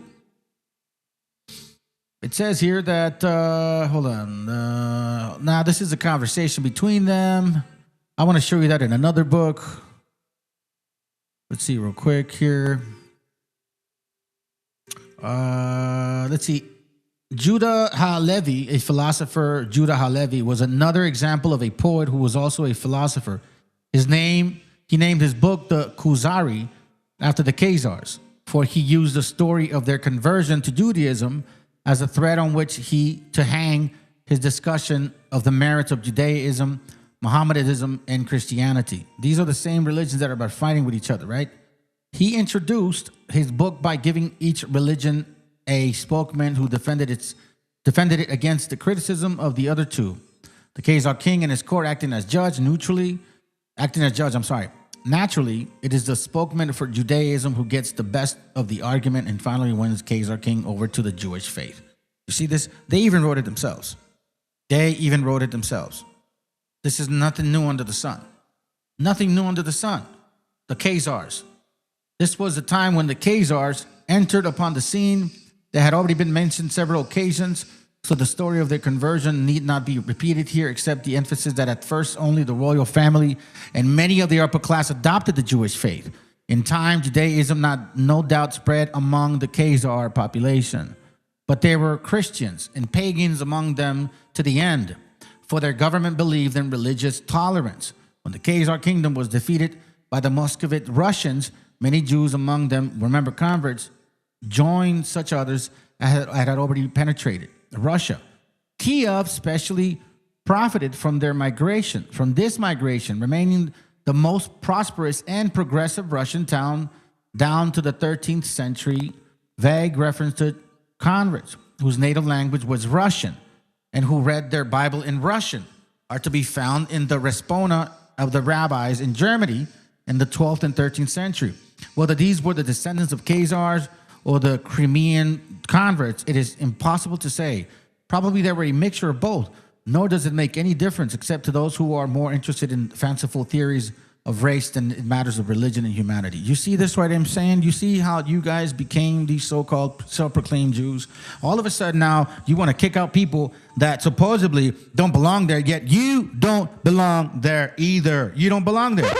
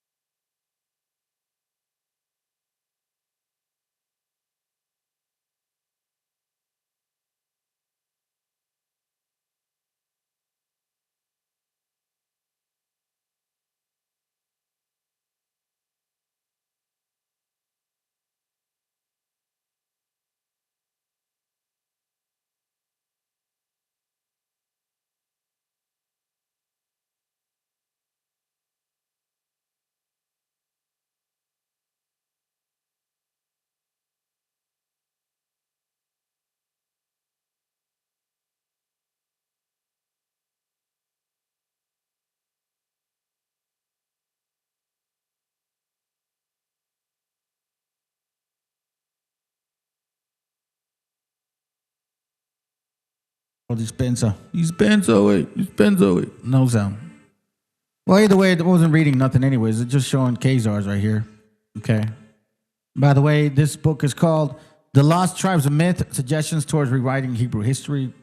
I don't know why it's doing this. Honestly, I don't understand. It's never done this. I look at these books and it never does this shit. As soon as I do the live, it just fucking does that shit, bro. See my on this way. You see what I mean? This is crazy. This is crazy, bro. This is fucking nuts. Being cheesy, have a little bit. No, it doesn't want to load. Oh my fuck. Really, bro? You really doing this now? For real, yo? Okay, finally, I think. Wow. Look, I'm not kidding, fam. This is fucking pathetic. It's crazy.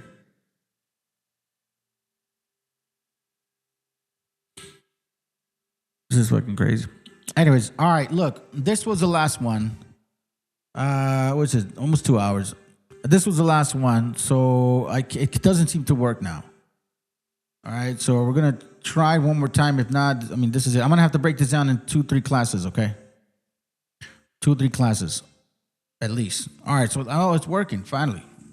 All right, so let's just kind of cover this real quick. It says here regarding the Khazars. How important we may think the Yahwist spiritualist conquests in Abyssinia and North Africa. They have been immeasurable, exceeded in permanent value to Judaism by Judaism conquests among the Khazars and Scythians. The Khazars spread between the Don and Lower Volga, pushing the Sarmatians westward to absorb the previously independent Iranic Scythians. But it should not be supposed that such Khazar movement meant complete extermination of the earlier population, nor in the case of settled people does such an invasion as the Khazar result in a complete migration of the older settled population. All right, let's see. Much of it remains as an important element in the new political regime, I think. And such absorbed peoples may strongly affect their conquerors. It is a mistake to write off the Khazar kingdom as composed of a single unmixed ethnic group. The invaders included white Khazars, others black as Hindus. There are several well-known migrations through the southern Russia. Keeps mentioning that, right? Southern Russia. The earlier Iranic migration from of the Caucasus and Black Sea in Asia Minor were noticed in the chapter 5. It says here, so when the Khazars' incursions are said to be reached the plains of the Lower Volga by 400 BC and have spread through the Caucasus to the borders of Armenia by 198 AD, I don't understand how all of a sudden Khazars are mentioned in 400 BC. That's not true. That is so not fucking true. Interesting. It is not true. But let's continue. It says here that it is recognized by historians and ethnologists that Byzantine and Arab writers called all the mingled people of the Don and Lower Volga Khazars. The fact seems ignored by some convert writers upon the conversion of Khazars. Reclus records that the term included the preceding Iranic people of the Don Volga, the invading Naga Tartars, the Georgians of Karthuli, and some of the southern Talish, whatever, right? It says here, our spokespartners subject to the Khazar movement. So we see this here, right? So that's just them trying to explain their things. But it says here, Huns and Bulgars also became elements of the denomination. During the 800 year following their reaching of Armenian frontiers, the Khazar direct group battled with the Armenians. And then with Arabs for control of the Transcaucasia, and also pushed northwestward from the Black Sea and Caucasus nearly to the Gulf of Finland. The Crimea became known as Khazaria. The Crimea.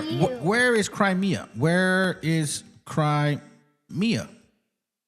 Where is it located? Ukraine.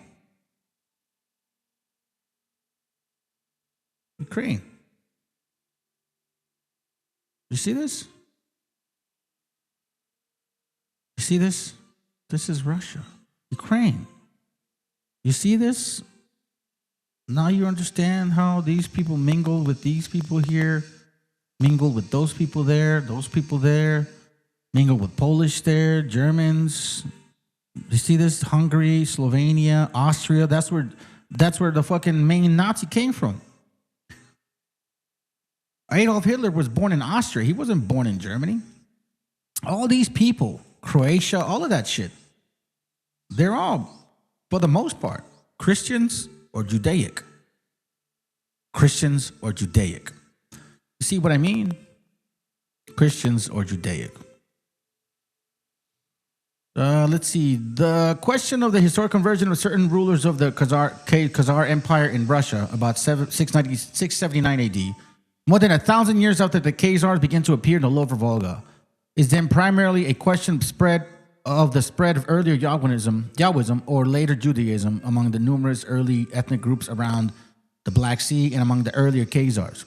It is preposterous to suppose that none of the Khazar directed commingling with Judaized during the first 1,000 years of their residence among the people where Judaism had been at work before the Khazar advent, whatever. So now they're like, well, you know, it's not true. Their conversion wasn't solely only in 800 AD or 700 AD.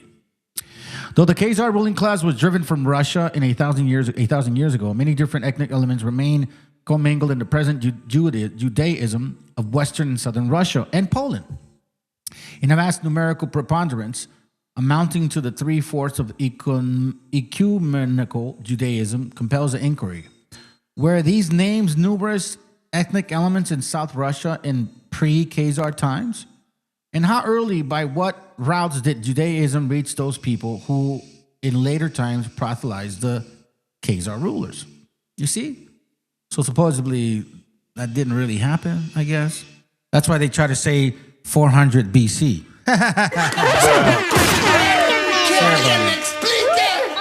All right, so I'm gonna have to break it down in 2 hours, family. So check this out. Let me see. That's the last part. All right, so look, this is the first one. Sorry, I have to do it this way. Hubris, annihilation, all the same Caucasians, all the same. I'm gonna show you guys how deep this rabbit hole is. Okay. I don't know if you guys like that I put the chats on to show. Let me know if you guys like that, or do you prefer just seeing the actual screen? What up, Estudiante? Good to have you here, bro. Kind of showed up a little late.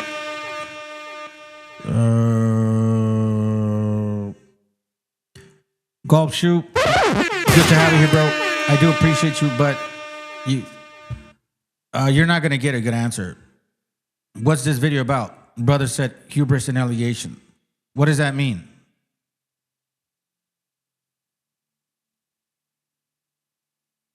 There you go, right there. That's a good answer. I mean, it's like I share a lot of information, bro. It's kind of like difficult to summarize it. You got to just watch it. You know what I mean? But good to have you here, man. You know, whether you show up late, it's all good. We're basically done. Reality is it's recorded. So, you know, like, we don't lose. Lord willing, they don't try to take this shit. I don't think so. I didn't say no controversial stuff. I think hopefully, maybe tomorrow I should be able to get some time.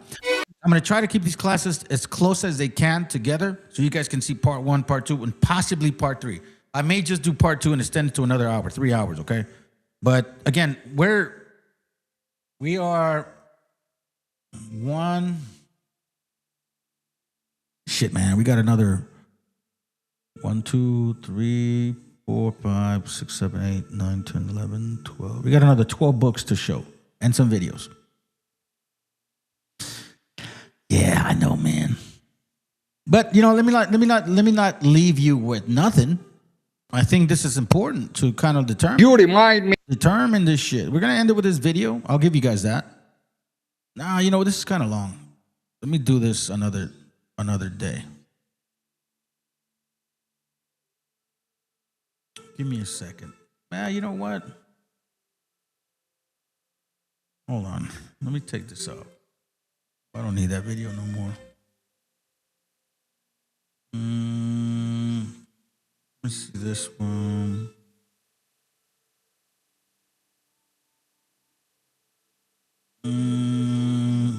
Nah, you know, I'll just save it. I'll just save it for another time. But anyways, family, appreciate you guys being here again. You know, my son needs help. Dispensing. Sorry. Let me finish it with these videos and then we out. You guys have a good evening. Hope you appreciate the material. And I will try to do the other class tomorrow so I can keep them together. Okay, I'll do my best. Hopefully tomorrow is not a crazy day. All right, let's go.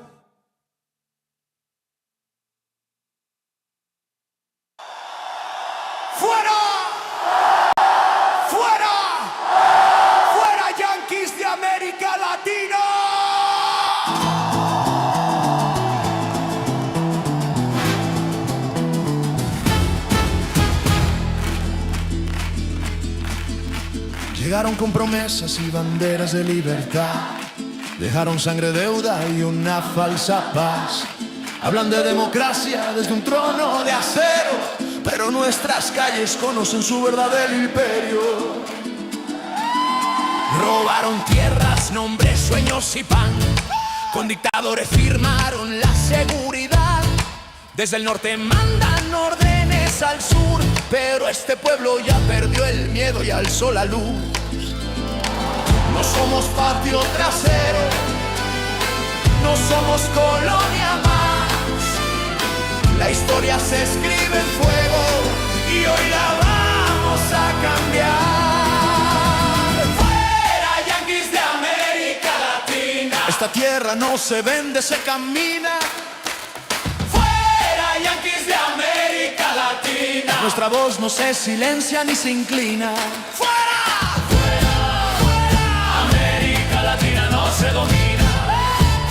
América Latina no se domina.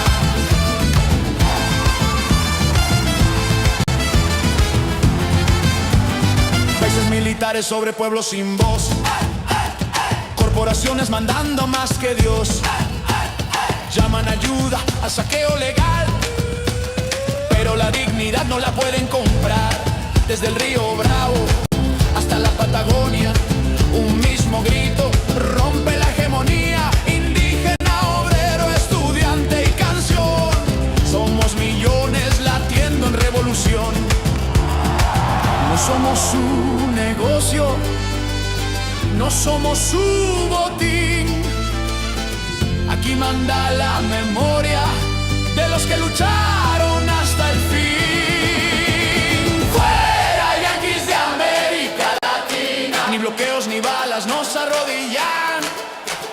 Fuera yanquis de América Latina. Soberanía viva, libre y combativa. Fuera, fuera, fuera. América Latina no se domina. América Latina no se domina.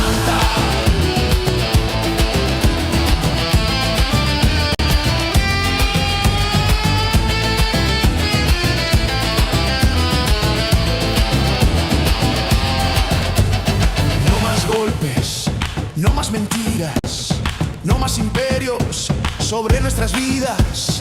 La patria es grande, la lucha también. Si tocan a uno, respondemos 100. Fuera yanquis de América Latina. Desde el barrio hasta la cordillera.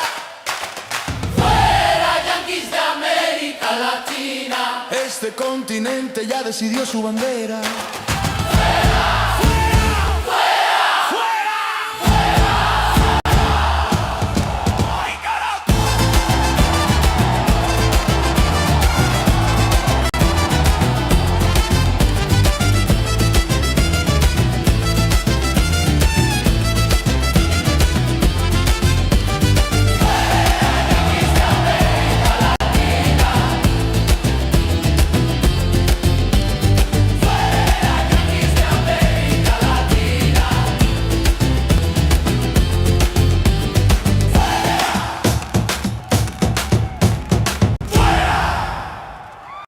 Hay un adulto jugando a la guerra como un niño rico sin educación. Lanza impuestos como fichas desde un trono de televisión.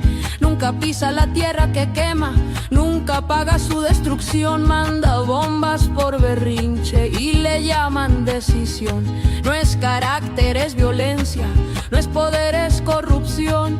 Cuando manda el capricho ajeno, tiembla el pueblo pero alza la voz. Deciden el interés nacional sobre tierras que no son suyas. Boca llena de riqueza, manos blancas, balas sucias.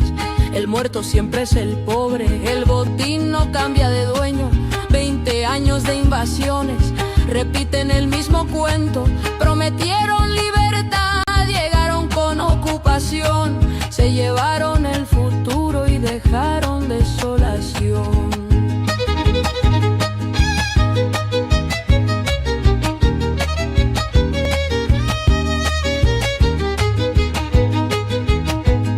Tengo rabia contra el imperio, un lamento con razón. Cuando un pendejo con dinero juega a ser Dios con un botón.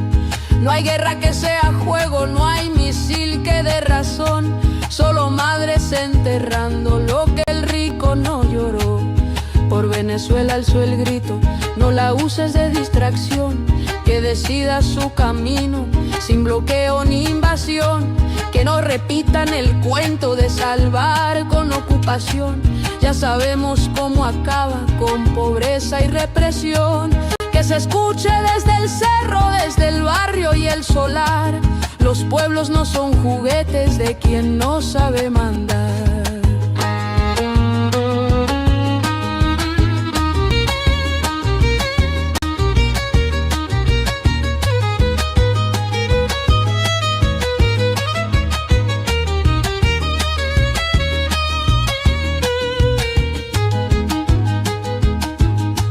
La riqueza firma órdenes desde arriba y en lo alto, pero el hambre ejecuta en la casa y en el rancho.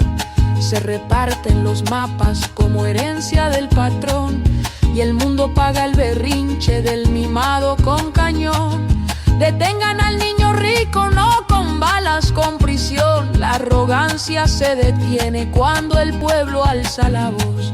No más guerras por capricho, no más muerte por control. Que el poder baje del trono y responda por su horror. Que decida quién trabaja, quién resiste y quién nació. La autodeterminación no se compra con terror. El respeto al derecho ajeno es la paz, no imposición. Si el poder vende la vida, que retumbe el corazón.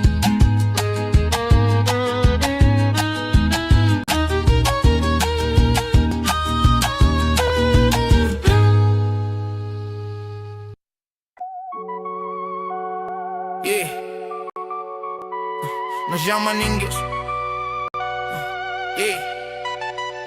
Nos llaman indios como insulto. Mírate bien criollo. Llegaste con acero, viruela y despojo. No fue encuentro de mundos, fue violación de territorio. Vientres forzados, linajes rotos, memoria en el abandono. Le pusieron mestizaje al trauma repetido para que el crimen histórico pareciera con sentido. Quemaron códices, dioses, calendarios y luego dijeron que aquí no había civilización ni sabios. Trajeron la cruz con sangre todavía fresca, oro rumbo a Castilla, pueblos hechos mercancía. El maíz alimentó imperios que jamás sembraron y aún hoy viven del trabajo indígena que despreciaron. Se burlan del color, del guaracho y la lengua, pero su riqueza nace del sidor que niegan. Hablan de civilización desde tierras robadas, pero la raíz más pura sigue en la sierra olvidada. Presumen apellidos, linaje español, pero Oaxaca conserva lo que les falta hoy. No es orgullo blanco, es miedo a recordar que sin pueblos originarios no hay país que nombrar. País que nombrar. País que nombrar. País.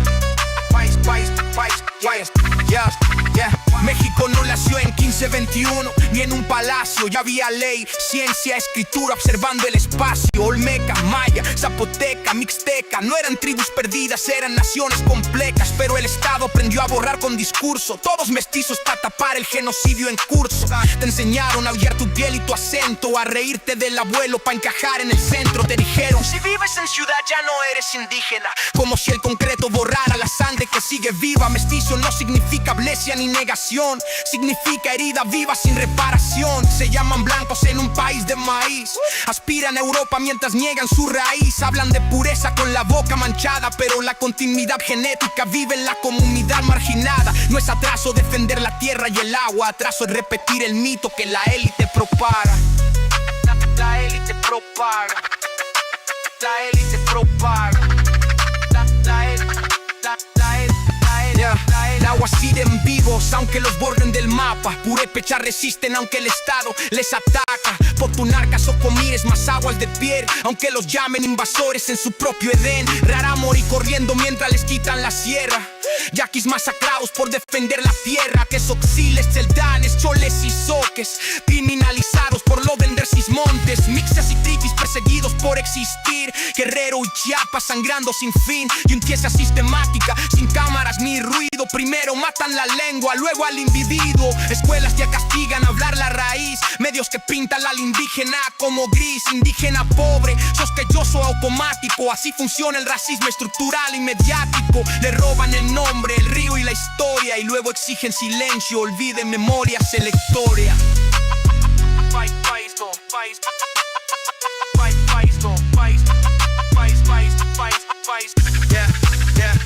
Se ríen del copar, del rezo y del telar. Pero comen tacos y símbolos pa' lucrar. Folclorizan la cultura pa'l coviste extranjero, pero ignoran al niño indígena muriendo primero.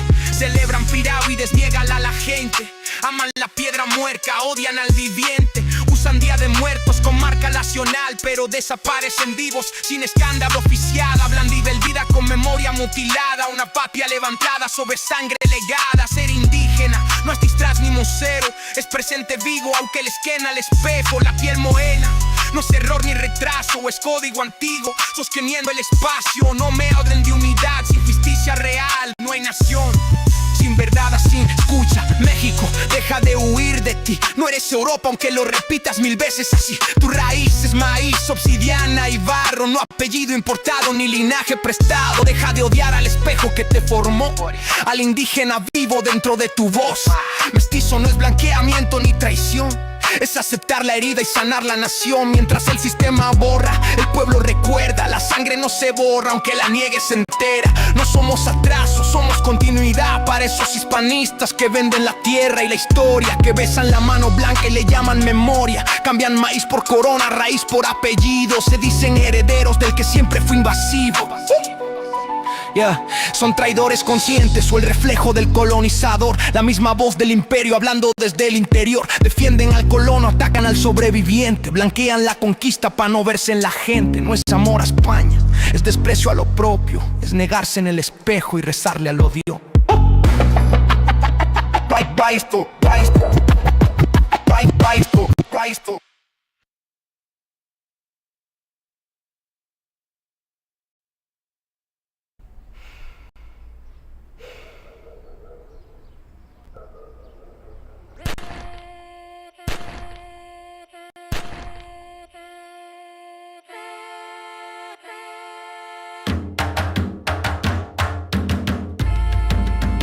Estamos aquí, oye, que estamos aquí. Mírame, estamos aquí. Desde hace rato, cuando ustedes llegaron, ya estaban las huellas de nuestros zapatos. Se robaron hasta la comida de gato y todavía se están lamiendo el plato. Bien encabronados con estos ingratos. Hoy le doy duro a los tambores hasta que me acusen de maltrato. Si no entiendes el dato, pues te lo tiro en cumbia, bossa nova, tango o vallenato. A lo calaboy y bambú, bien frontú, con sangre caliente como Timbuktu. Estamos dentro del menú.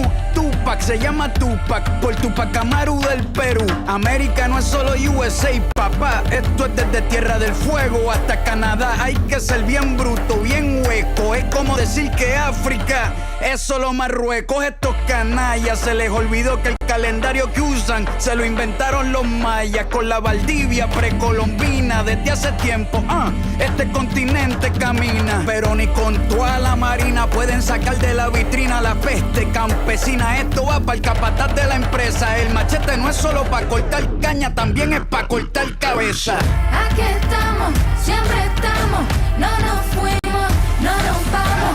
Aquí estamos pa' que te recuerdes. Si quieres mi machete te muerde. Aquí estamos, siempre estamos, no nos fuimos, no nos vamos. Aquí estamos pa' que te recuerdes. Si quieres mi machete te muerde. Si quieres mi machete te muerde. Si quieres mi machete te muerde. Si quieres mi machete te muerde. Te muerde, te muerde.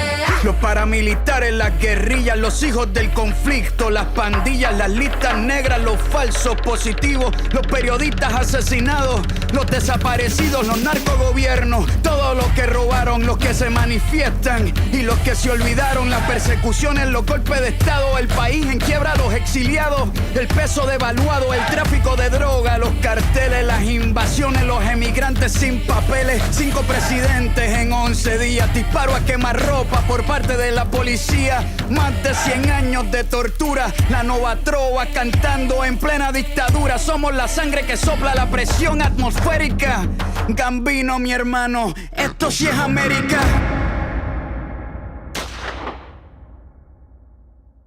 Aquí estamos, siempre estamos, no nos fuimos, no nos vamos. Aquí estamos pa' que te recuerdes. Si quieres mi machete te muerde. Aquí estamos, siempre estamos, no nos fuimos,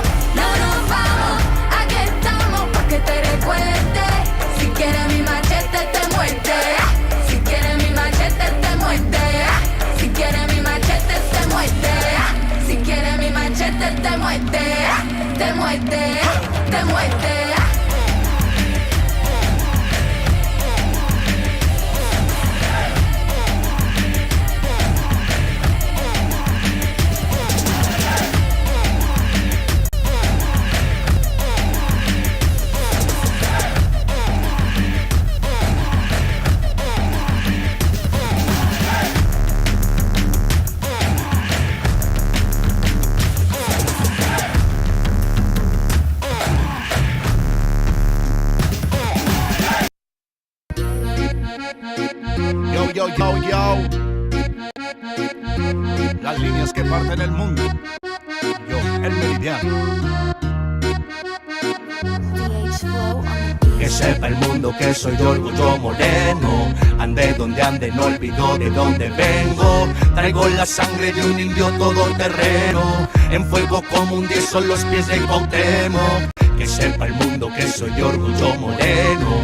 Ande donde ande, no olvido de dónde vengo. Traigo la sangre de un indio todoterreno. En fuego como un 10 son los pies de Cuauhtémoc. En una simple frase te explicaré cómo es mi gente. Si maltratas a un carnal, te devora la serpiente. Emplumada, va en picada, desquiciada el águila real. Le arrancará la cabeza a quien dañó su nopal. Somos un ejército cautivo esperando la señal pa' comerme al enemigo. Huitzilopochtli, dime si es rival o amigo.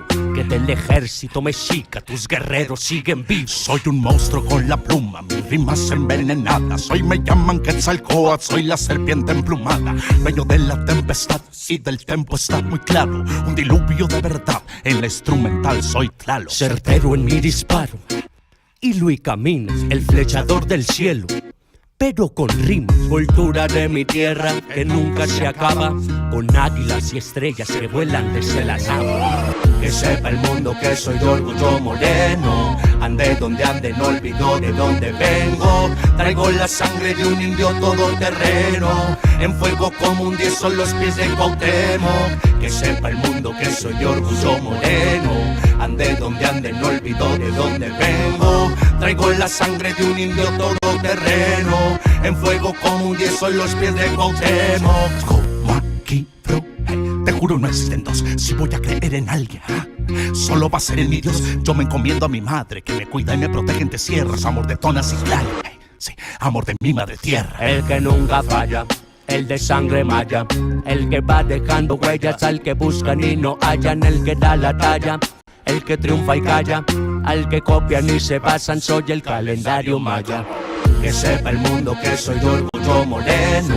Ande donde ande, no olvido de dónde vengo. Traigo la sangre de un indio todoterreno. En fuego como un 10 son los pies de Cuauhtémoc. Que sepa el mundo que soy de orgullo moreno. Ande donde ande, no olvido de dónde vengo. Traigo la sangre de un indio todoterreno. En fuego como un 10 son los pies de Cuauhtémoc. Yo soy guerrero de orgullo moreno. Mis dioses son verdaderos. La Cozontli es el que cuida mis caminos y senderos. Mi tierra pinta paisajes de autor, la naturaleza es una obra de amor donde el artista se expresa. Mira y aprecia el arte de Xochipilli, mi diosa de la belleza. La guerra, el arte tienen cercanos roces. Netzahualcóyotl, rey con tintes de dioses. Un guerrero, poeta y muy pocos lo conocen. Hoy te lo recuerdo yo, el Sensontle y 400 voces. Guerreros y leyendas que la historia a veces calla. Dioses de un ayer, de un hoy y de un mañana. Yo me encomiendo a Cuauhtémoc y Pachita es quien me sana. En mi sangre sigue viva la cultura mexicana. Que sepa el mundo que soy de orgullo moreno. Ande donde ande, no olvido de dónde vengo. Traigo la sangre de un indio todoterreno. En fuego como un 10 son los pies de Cuauhtémoc. Que sepa el mundo que soy de orgullo moreno. Ande donde ande, no olvido de dónde vengo. Traigo la sangre de un indio todoterreno. En fuego como un 10 son los pies de Cuauhtémoc.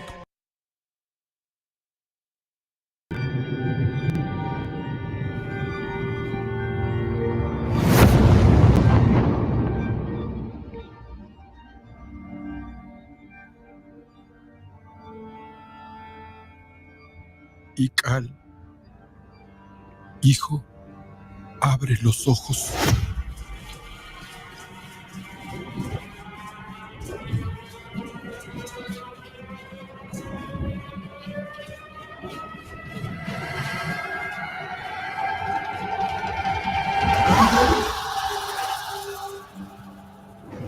Tu cuerpo se queda con nosotros, pero tu espíritu debe seguir.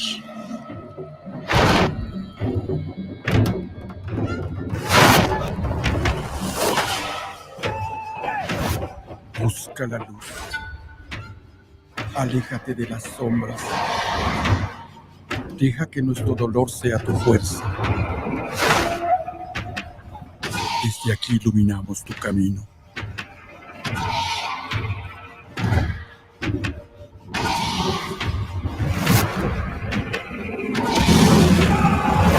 Lucha como nosotros ante esta pena tan grande. Yo soy tú. Tú eres yo.